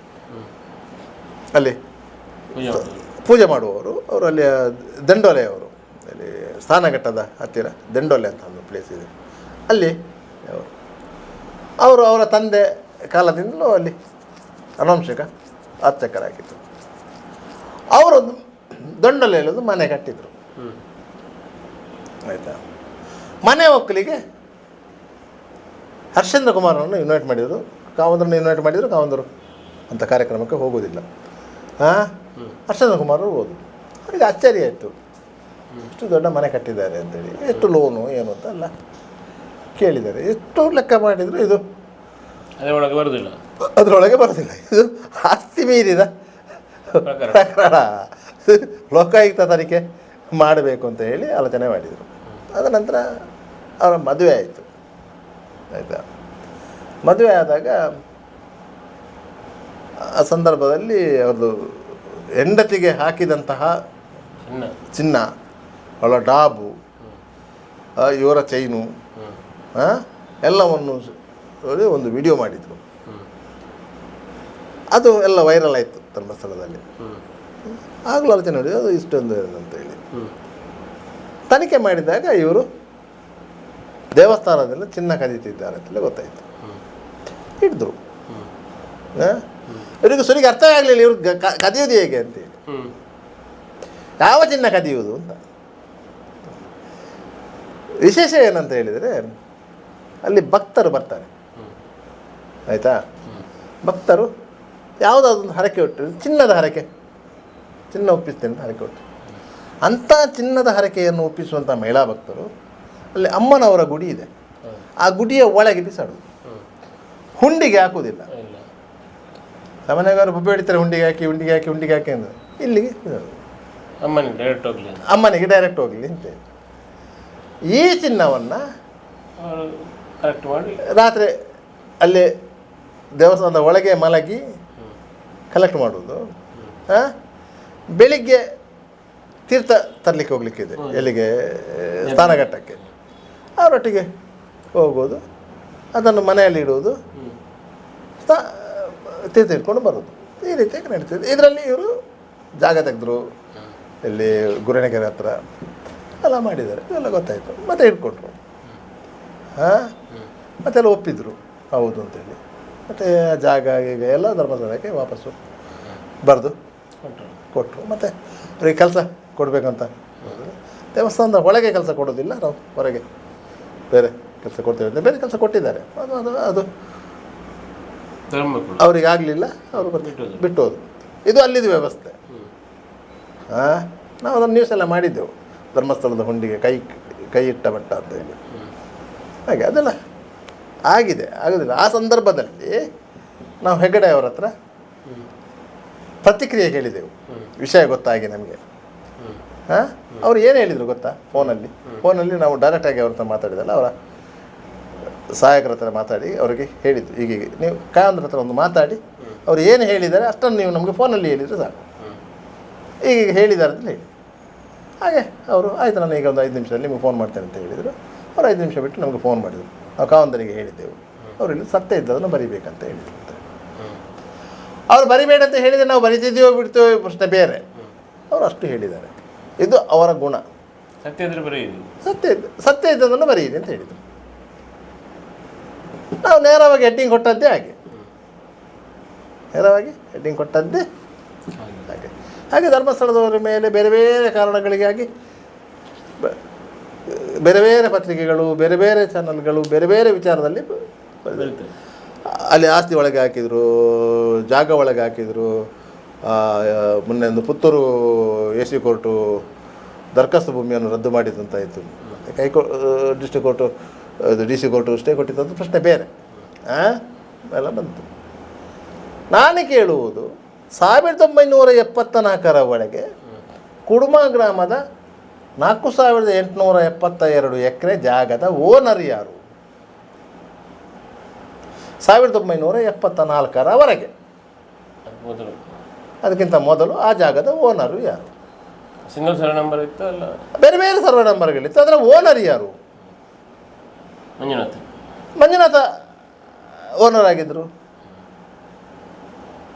69 ನಂತರದ್ದು, 69ರಿಂದ 74 5 ವರ್ಷ ಮಂಜುನಾಥ ಓನರು. ಅದಕ್ಕಿಂತ ಮೊದಲು RTC ತೆಗೆದು ನೋಡಿ, 50 ವರ್ಷದ ಹಿಂದಿನ RTC, 70 ವರ್ಷದ ಹಿಂದಿನ RTC ತೆಗೀರಿ, ಕೈ ಬರದ RTC. ರತ್ನವರ ಹೆಗ್ಡೆ ಅವರ ಹೆಸರಲ್ಲಿ RTC ಬರ್ತದೆ, ಮಂಜೆ ಹೆಗ್ಡೆ ಅವರ ಹೆಸರಲ್ಲಿ RTC ಬರ್ತದೆ, ಚಂದ ಹೆಗ್ಡೆ ಅವರ ಹೆಸರಲ್ಲಿ RTC ಬರ್ತದೆ, ಅದಕ್ಕೆ ಹಿಂದಿನ ಹೆಗ್ಡೆ ಅವರ ಹೆಸರಲ್ಲಿ RTC ಬರ್ತದೆ. 100 ವರ್ಷದ ಹಿಂದಿನ RTC ತೆಗೀರಲ್ಲಿದ್ದು ಯಾರು ಆ ಟೈಮಲ್ಲಿ ಪಟ್ಟಾಧಿಕಾರಿಗಳಿದ್ದು ಅವರ ಹೆಸರು RTC ಬರ್ತದೆ, ಅವರ ಹೆಸರಲ್ಲಿ RTC ಬರ್ತದೆ. ಈಗ 74ರಲ್ಲೆಲ್ಲ ಭೂ ಸುಧಾರಣೆ ಕಾಯ್ದೆ ಬಂದದ್ದು. ಅದಕ್ಕಿಂತ ಮೊದಲು ಜಮೀನ್ದಾರರು ಅವರೇ ಅಲ್ವಾ? ಬಾಕಿಯವರೆಲ್ಲರೂ ಅದರ ನಂತರ ಡಿಕ್ಲರೇಷನ್ ಕೊಟ್ಟ ಮೇಲೆ ಅಲ್ಲ ಓನರ್ಗಳದ್ದು. ಮತ್ತು ಅವರು ಯಾರ ಜಾಗವನ್ನು ಕಬಳಿಸುವುದು? ಅವರು ಯಾರ ಜಾಗವನ್ನು ಕಬಳಿಸುವುದು? ಜಾಗವೇ ಅವ್ರದ್ದು ಆದ ಮೇಲೆ ಅವರು ಯಾರ ಜಾಗವನ್ನು ಕಬಳಿಸಲಿಕ್ಕೆ ಸಾಧ್ಯ? ಸುಧಾರಣಾ ಕಾಯ್ದೆ ಪ್ರಕಾರ ಗೇಣಿದಾರರಿಗೆ ಹೋಯ್ತಲ್ಲ. ಗೇಣಿದಾರಿಗೆ ಹೋದದ್ದು ಗೇಣಿದಾರರಿಗೆ ಹೋಗಿದೆ. ಗೇಣಿದಾರರು ಏನು ಮಾಡಿದ್ದಾರೆ ಗೊತ್ತಾ ನಿಮಗೆ? ಗೇಣಿದಾರರಿಗೆ ಹೋದ ಗೇಣಿದಾರರು ಏನು ಮಾಡಿದ್ದಾರೆ? ಗೇಣಿದಾರರೊಟ್ಟಿಗೆ ಅದರ ಕುಮ್ಕಿ ಭೂಮಿ ಹೋಗಿದೆ ಅಲ್ವಾ? ಆ ಗೇಣಿದಾರರಿಗೆ ಹೋದ ಭೂಮಿಯನ್ನು ಧರ್ಮಸ್ಥಳಕ್ಕೆ ಕೊಟ್ಟರು, ಕುಮ್ಕಿ ಜಾಗದಲ್ಲಿ ಹೋಗಿ ಕೋತು ಹಾಕಿದ್ರು. ಗೊತ್ತಾಯ್ತಾ? ಒಬ್ಬನಿಗೆ 50 ಸೆನ್ಸ್ ಜಾಗ ಟ್ರಿಬ್ಯುನಲಲ್ಲಿ ಅಲಾಟ್ ಆಗಿದೆ, 20 ಸೆನ್ಸ್ ಜಾಗ ಕುಮ್ಕಿ ಇದೆ, ಒಟ್ಟಿಗೆ 70 ಸೆನ್ಸ್ ಜಾಗ ಇದೆ. ಇವ 50 ಸೆನ್ಸನ್ನು ಮಾರಿದ, ಯಾವುದು ವರ್ಗ ಲ್ಯಾಂಡು. 20 ಸೆನ್ಸ್ ಕುಮ್ಕಿ ಅಲ್ಲ, ಅದರಲ್ಲಿ ಹೋಗಿ ಮನೆ ಕಟ್ಟಿದ. ಇದು ಮಾರಿದ್ದಾರೆ ಈಗ ಧರ್ಮಸ್ಥಳಕ್ಕೆ. ಇವರು ಅವನ ಮೇಲೆ ಕೇಸ್ ಹಾಕಿದರು, ಇದರ ಕುಮ್ಕಿಯಲ್ಲಿ ಅಕ್ರಮವಾಗಿ ಮನೆ ಕಟ್ಟಿದ್ದಾನಂತೆ. ಇಂಥ ಕೇಸುಗಳು ಇರುವುದಲ್ಲಿ ಆಯಿತಾ? ದಾಖಲೆಗಳೇ ಇಲ್ಲದಂಥ ಮನೆಗಳಿವೆ ಅದರಲ್ಲಿ. ಅವರಿಗೆ ಜಾಗದ ದಾಖಲೆ ಇಲ್ಲ. ಅವರಿಗೆ ಹೇಳಿದ್ದಾರೆ ನೋಡಿ, ನಿಮಗೆ ಈ ರೀತಿಯಾಗಿ ನೀವು ಇದ್ದರೆ ನಿಮ್ಮ ಮನೆಯನ್ನು ಇದು ಮಾಡಲಿಕ್ಕೆ ಆಗೋದಿಲ್ಲ. ಅದು ಕ್ಷೇತ್ರದ ಒಳಗೆ ಇದೆ, ಕ್ಷೇತ್ರದ ವ್ಯಾಪ್ತಿಯ ಒಳಗೆ ಇದೆ. ನಿಮಗೆ ಬೇರೆ ಕಡೆಯಲ್ಲಿ ನಮಗೆ ಜಾಗ ಕೊಡ್ತೇವೆ, ಅಲ್ಲಿ ನೀವು ಒಳ್ಳೆಯ ಮನೆ ಕಟ್ಟಿ ಅದಕ್ಕೆ ನಾವು ಸಹಾಯ ಮಾಡ್ತೇವೆ. ನಮ್ಮದೇ ವಾತ್ಸಲ್ಯ ಯೋಜನೆಯಲ್ಲಿ ನಿಮಗೆ ಮನೆ ಕಟ್ಟಿ ಕೊಡ್ತೇವೆ, ಈ ಜಾಗ ಬಿಟ್ಟು. ಅಲ್ಲ, ಅವರು ಇಲ್ಲೇ ಕೆಲಸದವರು, ಅವರೇನು ಹೊರಗಿನವರಲ್ಲ, ಕ್ಷೇತ್ರದಲ್ಲೇ ಕೆಲಸ ಮಾಡುವವರು. ಆದರೆ ಕೆಲವರಲ್ಲಿ ಅದು ಆಗುವುದಿಲ್ಲ ಸ್ವಾಮಿ ಅಂತ ಹೇಳ್ತಾರೆ. ಅವನು ಬಲಾತ್ಕಾರ ಹೊರಗೆ ಹಾಕ್ಲಿಕ್ಕೆ ಆಗ್ತದ? ಆಗೋದಿಲ್ಲ. ಈಗ ಅಲ್ಲಿದ್ದು ಜೋಡಿ ಕೊಲೆ ಅಂತ ನಾವು ಹೇಳ್ತೇವೆ, ನಾರಾಯಣ ಮತ್ತು ಯಮುನಾ ಅವರು ಅಲ್ವಾ? ಆ ಕೊಲೆ ಪ್ರಕರಣದಲ್ಲಿ ಇವರು ಹೇಳೋದೇನು? ಆ ಜಾಗ ನಾರಾಯಣನದು ಅಂತಲ್ಲಿ. ಅದರ RTC ಇರೋದು ಚಂದ ಹೆಗಡೆ ಅವರ ಹೆಸರಲ್ಲಿ. ನಾರಾಯಣ ಹೆಸರಲ್ಲಿ RTC ಇದ್ದಿದ್ರೆ ಆ ಕೊಲೆ ನಡೆದ ಮನೆಯನ್ನು ಡೆಮಾಲಿಷ್ ಮಾಡಿ ಅಲ್ಲಿ ಇವರು ಅಯೋಧ್ಯೆ ಅಂತ ಹೇಳಿದ್ದು ಹೋಟೆಲ್ ಕಟ್ಟಡ ಕಟ್ಟುವುದು ಹೇಗೆ? ಲೈಸೆನ್ಸ್ ಇಲ್ವ ಅದಕ್ಕೆ? ಪಂಚಾಯತ್ ಲೈಸೆನ್ಸ್ ಕೊಡಬೇಡವಾ? ಪಂಚಾಯತ್ ಲೈಸೆನ್ಸ್ ಕೊಡಬೇಕಾದ್ರೆ ನಿಮಗೆ ಜಾಗದ್ದು ದಾಖಲೆ ಬೇಡವಾ? ಜಾಗ ಕನ್ವರ್ಷನ್ ಆಗಬೇಡವಾ? ಯಾರ ಹೆಸರಲ್ಲಿ? ನಾರಾಯಣನ ಹೆಸರಲ್ಲಿದ್ದ ಜಾಗವನ್ನು ಕನ್ವರ್ಷನ್ ಮಾಡಬೇಕಾದ್ರೆ ನಾರಾಯಣ ಮಗ ಮಾಡಬೇಡವಾ? ಗಣೇಶ, ಹೌದಾ ಅಲ್ವಾ? ಹಾಗಾದರೆ ಧರ್ಮಸ್ಥಳದವರ ಹೆಸರಲ್ಲಿ ಹೇಗೆ ಕನ್ವರ್ಷನ್ ಆಯಿತು? ರಾಜ್ಯಕ್ಕೆ ಇನ್ಫ್ಲುಯೆನ್ಸ್ ಇದೆಯಲ್ಲ ಅವರಿಗೆ, ಎರಡು ಪಾರ್ಟಿ, ಕಾಂಗ್ರೆಸ್ ಇದೆ, BJP ಇದೆ. ಯಾವುದಿರಲಿ ಇದು ದಾಖಲೆ ಅಣ್ಣ, ದಾಖಲೆ. ಯಾಕಂದರೆ RTC ಇರುವುದು ಚಂದ ಹೆಗಡೆ ಅವರ ಹೆಸರಿನಲ್ಲಿ. ಚಂದ ಹೆಗಡೆ ಅವರಿಂದ ಆ ಜಾಗ, ಅದರ ನಂತರದ ಇದು ಬಂದಿರೋದು ಮಂಜ ಹೆಗಡೆ ಅವರಿಗೆ, ಮಂಜ ಹೆಗಡೆ ಅವರಿಂದ ಅದರ ನಂತರ ಬಂದಿರೋದು ರತ್ನಾರಾಮ ಹೆಗಡೆ ಅವರಿಗೆ, ರತ್ನಾರಾಮ ಹೆಗಡೆ ಅವರಿಂದ ಅದರ ನಂತರ ಬಂದದ್ದು ವೀರೇಂದ್ರ ಹೆಗಡೆ ಅವರಿಗೆ. ಅವನಿಗೆ ಸಿಕ್ಕಿಲ್ಲ, ಇದು ಗೇಣಿ ಭೂಸುಧಾರಣೆ ಪ್ರಕಾರ ಜಮೀನು ಸಿಕ್ಕಿಲ್ಲ. ಜಮೀನು ಸಿಕ್ಕಿಲ್ಲ, ಯಾಕಂದರೆ ಅವ ಅಲ್ಲಿ ಆನೆ ಮಾವುತ, ಅವನಿಗೆ ಉಳ್ಕೊಳ್ಳಿಕ್ಕೆ ಅಲ್ಲಿ ವ್ಯವಸ್ಥೆ ಕೊಟ್ಟಿದ್ದಾರೆ. ಕೃಷಿಕ ಅಲ್ಲ ಅವ ಆನೆ ಮಾವುತ. ಅವನ ತಂಗಿ ಯಮುನಾ ಅಲ್ಲೇ DMC ಧರ್ಮಸ್ಥಳ ಮಂಜುನಾಥೇಶ್ವರ ಕನ್ಸ್ಟ್ರಕ್ಷನ್ ಕಂಪನಿಯಲ್ಲಿ ಕೆಲಸ ಮಾಡ್ತಿದ್ದವರು. ನಾರಾಯಣ ರಿಟೈರ್ಡ್ ಆಗಿದ್ದಾರೆ, ಯಮುನಾ ಕೆಲಸ ಮಾಡ್ತಾಯಿದ್ರು. ಆದ್ದರಿಂದ ಅವರನ್ನು ಒಕ್ಕಲೆಬ್ಬಿಸಲಿಲ್ಲ, ಅವರು ಇರ್ಲದಲ್ಲಿ ಬಿಟ್ಟಿದ್ದಾರೆ. ಅವ್ರದ್ದು ಎಲ್ಲ ರಿಟೈರ್ಮೆಂಟ್ ಬೆನಿಫಿಟ್ಸ್ ಕೊಟ್ಟಿದ್ದಾರೆ, ಪೆನ್ಷನ್ ಕೊಡ್ತಾಯಿದ್ರು. ಅದರಿಂದ ಅವರು ಜೀವನ ಮಾಡ್ತಾಯಿದ್ರು. ಆಯ್ತಲ್ಲ, ಅವರ ಹೆಂಡತಿ ಮಕ್ಕಳೆಲ್ಲ ಇಲ್ಲಿ ಸಂತೆಕಟ್ಟೆಯಲ್ಲಿದ್ದರಲ್ಲ. ಬೆಳಿಗ್ಗೆ 8 ಗಂಟೆಗೆ ಮರ್ಡರ್ ಆಗಿದೆ ಅಂತ ಗೊತ್ತಾಗಿದೆ ಅಲ್ಲ, ಇವರೇ ಯಾವ ಹೊತ್ತಿಗೆ ಹೋದದ್ದು ಹೆಂಡತಿ ಮಕ್ಕಳು. ಇವತ್ತು ಹೇಳ್ತಾರೆ ನನ್ನ ಗಂಡನನ್ನು ಕೊಂದರು, ನನ್ನ ಅತ್ತೆಯನ್ನು ಕೊಂದರು ಅಂತೇಳಿ. ಅಲ್ಲಿ ಕಂಪ್ಲೇಂಟ್ ಕೊಡಲಿಕ್ಕೆ ಜನ ಇಲ್ಲದೆ ಅಲ್ಲಿ ಸೂಪರ್ವೈಸರ್ ಆಗಿದ್ದಂತ ರಾಜೇಂದ್ರ ರೈ ಅವರು ಕಂಪ್ಲೇಂಟ್ ಕೊಟ್ಟಿರೋದು ಮರ್ಡರ್ ಕೇಸಿಗೆ. ಇವರು ಹೋಗಿರೋದು ಸಂಜೆ 4:15 ಗಂಟೆಗೆ. ಎಲ್ಲ ಪೋಸ್ಟ್ ಮಾರ್ಟಮ್ ಆಗಿ ಡೆಡ್ ಬಾಡಿಯನ್ನು ಕೊಂಡೋಗಿ ಅಲ್ಲಿ ಸ್ಮಶಾನಕ್ಕೆಲ್ಲ ವ್ಯವಸ್ಥೆ ಮಾಡಿ ಆಗುವಾಗ ಮಗ ಹೋಗಿರೋದು ಗಣೇಶ. ಗೊತ್ತಾಯ್ತಾ? ಇವತ್ತು ಅವರು ದುಡ್ಡು ಕೊಡ್ತಾರಂತ ಆಸೆಯಲ್ಲಿ ಹೋಗಿದ್ದಾರೆ. ಈ ತಿಮರೋಡಿ ಗಿರೀಶ್ ಮಟ್ಟಣ್ಣ ಅವರು ಎಲ್ಲ ಸೇರಿಕೊಂಡು ಅವರ ನಾರಾಯಣರ ಹೆಂಡತಿ ಒಂದು ಪೊಲೀಸ್ ಸ್ಟೇಷನ್ಗೆ ಕಂಪ್ಲೇಂಟ್ ಕೊಟ್ಟರಲ್ಲ, SP ಗೆ. ಯಾರು ಬರೆದು ಕೊಟ್ಟದ್ದು? ಅವರು ಬರೆದದ್ದು. ಆಯಿತಾ? ಆ ಕೇಸಲ್ಲಿ ಸೀರೆ ಪುಟ ಹಾಕಿದ್ರಲ್ಲ, ಸೀರೆ ಪುಟಲ್ಲಿ ಏನು ಬರೆದಿದ್ದಾರೆ? 4 ಮಂದಿ ಆರೋಪಿಗಳು ಈ ಪ್ರಕರಣದಲ್ಲಿ ನಮಗೆ ತನಿಖೆಯಲ್ಲಿ ಸಸ್ಪೆಕ್ಟ್ ಇದ್ದಾರೆ. ಅದರಲ್ಲಿ ಒಬ್ಬರು ಲಾಕಪ್ ಡೆತ್ತಲ್ಲಿ ಡೆತ್ ಆಗಿದ್ದಾರೆ ಅಂತಲೇ ಮಾಹಿತಿಗಳಿವೆ. 3 ಮಂದಿ ಒಂದು ಪ್ರಕರಣದಲ್ಲಿ ಜೀವಾದಿ ಶಿಕ್ಷೆಗೆ ಒಳಗಾಗಿ ಮೈಸೂರು ಜೈಲಲ್ಲಿದ್ದಾರೆ ಅಂತ ಮಾಹಿತಿ ಇದೆ. ಆದ್ದರಿಂದ ಈ ಪ್ರಕರಣವನ್ನು ತಾತ್ಕಾಲಿಕವಾಗಿ ಮುಚ್ಚಬೇಕಂತೇಳಿ ಸೀರೆ ಪುಟ ಹಾಕಿರೋದು. ಅದರಲ್ಲಿ ಯಾರು ಅಕ್ಯೂಸ್ಡ್ಗಳು ಅಂತೇಳಿ. ಆಯಿತಾ? ಇಳವಾಲ ಪೊಲೀಸ್ ಸ್ಟೇಷನಲ್ಲಿ ದಾಖಲಾಗಿರುವಂತಹ ಸೇಮ್ ಟೈಪಿನ ಕೇಸಲ್ಲಿ ಅವರ ಆರೋಪಿಗಳು, ಅದರಲ್ಲಿ ಜೀವಾದಿ ಶಿಕ್ಷೆ ಆಗಿದೆ, ಮೈಸೂರು ಜೈಲಲ್ಲಿದ್ದಾರೆ 3 ಮಂದಿ. ಒಬ್ಬ ಪೊಲೀಸ್ ಸ್ಟೇಷನಲ್ಲಿ ಲಾಕೌಟ್ ಡೆತ್ ಆಗಿದ್ದಾರೆ. ಹಾಗೆ ಇಂಥದ್ದೆಲ್ಲ ಕಥೆಗಳಿವೆ, ಹೊಸ್ತೇನಲ್ಲ. ಈ ಜನರಿಗೆ ಅದು ಅರ್ಥ ಮಾಡಿಕೊಳ್ಬೇಕಾದ್ರೆ ಸೌಜನ್ಯ ಕೇಸಿಂದ ಇಷ್ಟೆಲ್ಲ ವಿಷಯ ಮಾತಾಡಬೇಕಾಯ್ತು. ಖಾಲಿ ಸೌಜನ್ಯ ಕೇಸನ್ನು ವಾಸ್ತವಾಂಶಗಳನ್ನು ವಿವರಿಸಬೇಕು ಅಂತಂದರೆ ಆ ವಿಚಾರವನ್ನು ಯಾರೂ ಹೇಳುವುದಿಲ್ಲ. ಯಾಕಂತ ಹೇಳಿದರೆ ಅದು ಅವರಿಗೆ ಡ್ರಾಬ್ಯಾಕ್ ಆಗುತ್ತೆ. ಸೌಜನ್ಯ ಕೇಸಿನಲ್ಲಿ ಸೌಜನ್ಯ ತಾಯಿ ಯಾಕೆ ಸಾಕ್ಷಿ ಆಗಲಿಲ್ಲ ಯಾರು ಹೇಳುವುದಿಲ್ಲ. ಯಶೋಧರನ್ನು ಸಾಕ್ಷಿ ಯಾಕೆ ಮಾಡಲಿಲ್ಲ ಯಾರು ಪ್ರಶ್ನೆ ಮಾಡುವುದಿಲ್ಲ. ಮಹೇಶ್ ಶೆಟ್ಟಿ ಯಾಕೆ ಅದರಲ್ಲಿ ಸಾಕ್ಷಿಯಾಗಿ ಮುಂದೆ ಹೋಗಲಿಲ್ಲ ಯಾರೂ ಹೇಳುವುದಿಲ್ಲ. ಮಟ್ಟಣ್ಣವರ ಆ ಟೈಮಲ್ಲಿ ಇರಲಿಲ್ಲ ಬಿಡಿ. ಬೇರೆ ಯಾರಾದರೂ ಅದಕ್ಕೆ ಸಾಕ್ಷಿ ಹೇಳ್ತೇನೆ ಅಂತ ಬಂದವರಿದ್ದಾರಾ? ಯಾರೂ ಇಲ್ಲ. ಈ ಹೋರಾಟಗಾರರಲ್ಲಿ ಯಾರಿದ್ದಾರೆ? ಯಾರೂ ಇಲ್ಲ. ಪೊಲೀಸರು ಸಾಕ್ಷಿದಾರನಾಗಿ ಯಾರನ್ನೆಲ್ಲ ಗುರುತಿಸಿದರೆ ಅವರು ಯಾರು ಆ ಕೇಸಲ್ಲಿ ಪೂರಕವಾಗಿ ಸಾಕ್ಷಿ ನುಡಿಯಲಿಲ್ಲ. ಪರಿಣಾಮವಾಗಿ ಆರೋಪಿ ಬಿಡುಗಡೆ ಆದನೇ ಹೊರತು ಅವ ಆ ಕೃತ್ಯ ಮಾಡಲಿಲ್ಲ ಅಂತ ಅಲ್ಲ. ಕೋರ್ಟ್ ಹೇಳಲಿಲ್ಲ. ಯಾವುದೇ ಕ್ರಿಮಿನಲ್ ಪ್ರಕರಣ, ಕೇವಲ ಸೌಜನ್ಯ ಪ್ರಕರಣ ಅಂತ ಅಲ್ಲ, ಬೇರೆ ಯಾವುದೇ ಪ್ರಕರಣದಲ್ಲಿ ಆಗಲಿಲ್ಲ ಅಷ್ಟೇ. ಆರೋಪಿಯ ಮೇಲೆ ಹೊರಿಸಲಾದ ಆರೋಪ ದೃಢಪಟ್ಟಿಲ್ಲ ಅಂತ ಮಾತ್ರ ಹೇಳ್ತದೆ ಹೊರತು ಬೇರೆ ವಿಚಾರ ಹೇಳುವುದಿಲ್ಲ. ಅದೇ ಬೆಳ್ತಂಗಡಿ ತಾಲೂಕಿನ ರೆಕ್ಕೆಯಾದಲ್ಲಿ 4 ಮಂದಿ ಐ ವಿಟ್ನೆಸ್ ಇದ್ದಂತಹ ಒಂದು ಕೊಲೆ ಪ್ರಕರಣ ಆರೋಪಿ ಬಿಡುಗಡೆಯಾಗಿದ್ದಾನೆ. ಅದು ಬೇರೆ ಕಥೆ ಇದೆ, ಹೇಗೆ ಬಿಡುಗಡೆ ಆದ ಅಂತೇಳಿ. 4 ಮಂದಿ ಐ ವಿಟ್ನೆಸ್ಗಳಿದ್ದರು. ಮುಂದಿನ ವಾರ ಇದೇ ರೀತಿ ಇನ್ನೊಂದು ಕ್ರಿಮಿನಲ್ ಚರ್ಚೆ ಮಾಡಿ, ಮುಂದಿನ ವಾರದಲ್ಲಿ ಇದೇ ರೀತಿ ಒಂದು ಪ್ರಕರಣದ ಬಗ್ಗೆ, ಅದರ ಸಾಧಕ ಬಾಧಕಗಳು ಎಲ್ಲ ಬೇರೆ ಬೇರೆ ಪ್ರಕರಣಗಳ ಬಗ್ಗೆ ಈ ರೀತಿಯ ಒಂದು ವಿಸ್ತೃತ ಚರ್ಚೆಯನ್ನು ಮಾಡ್ತೇವೆ. ನಮಸ್ಕಾರ. ನಿರಂತರ ಸುದ್ದಿ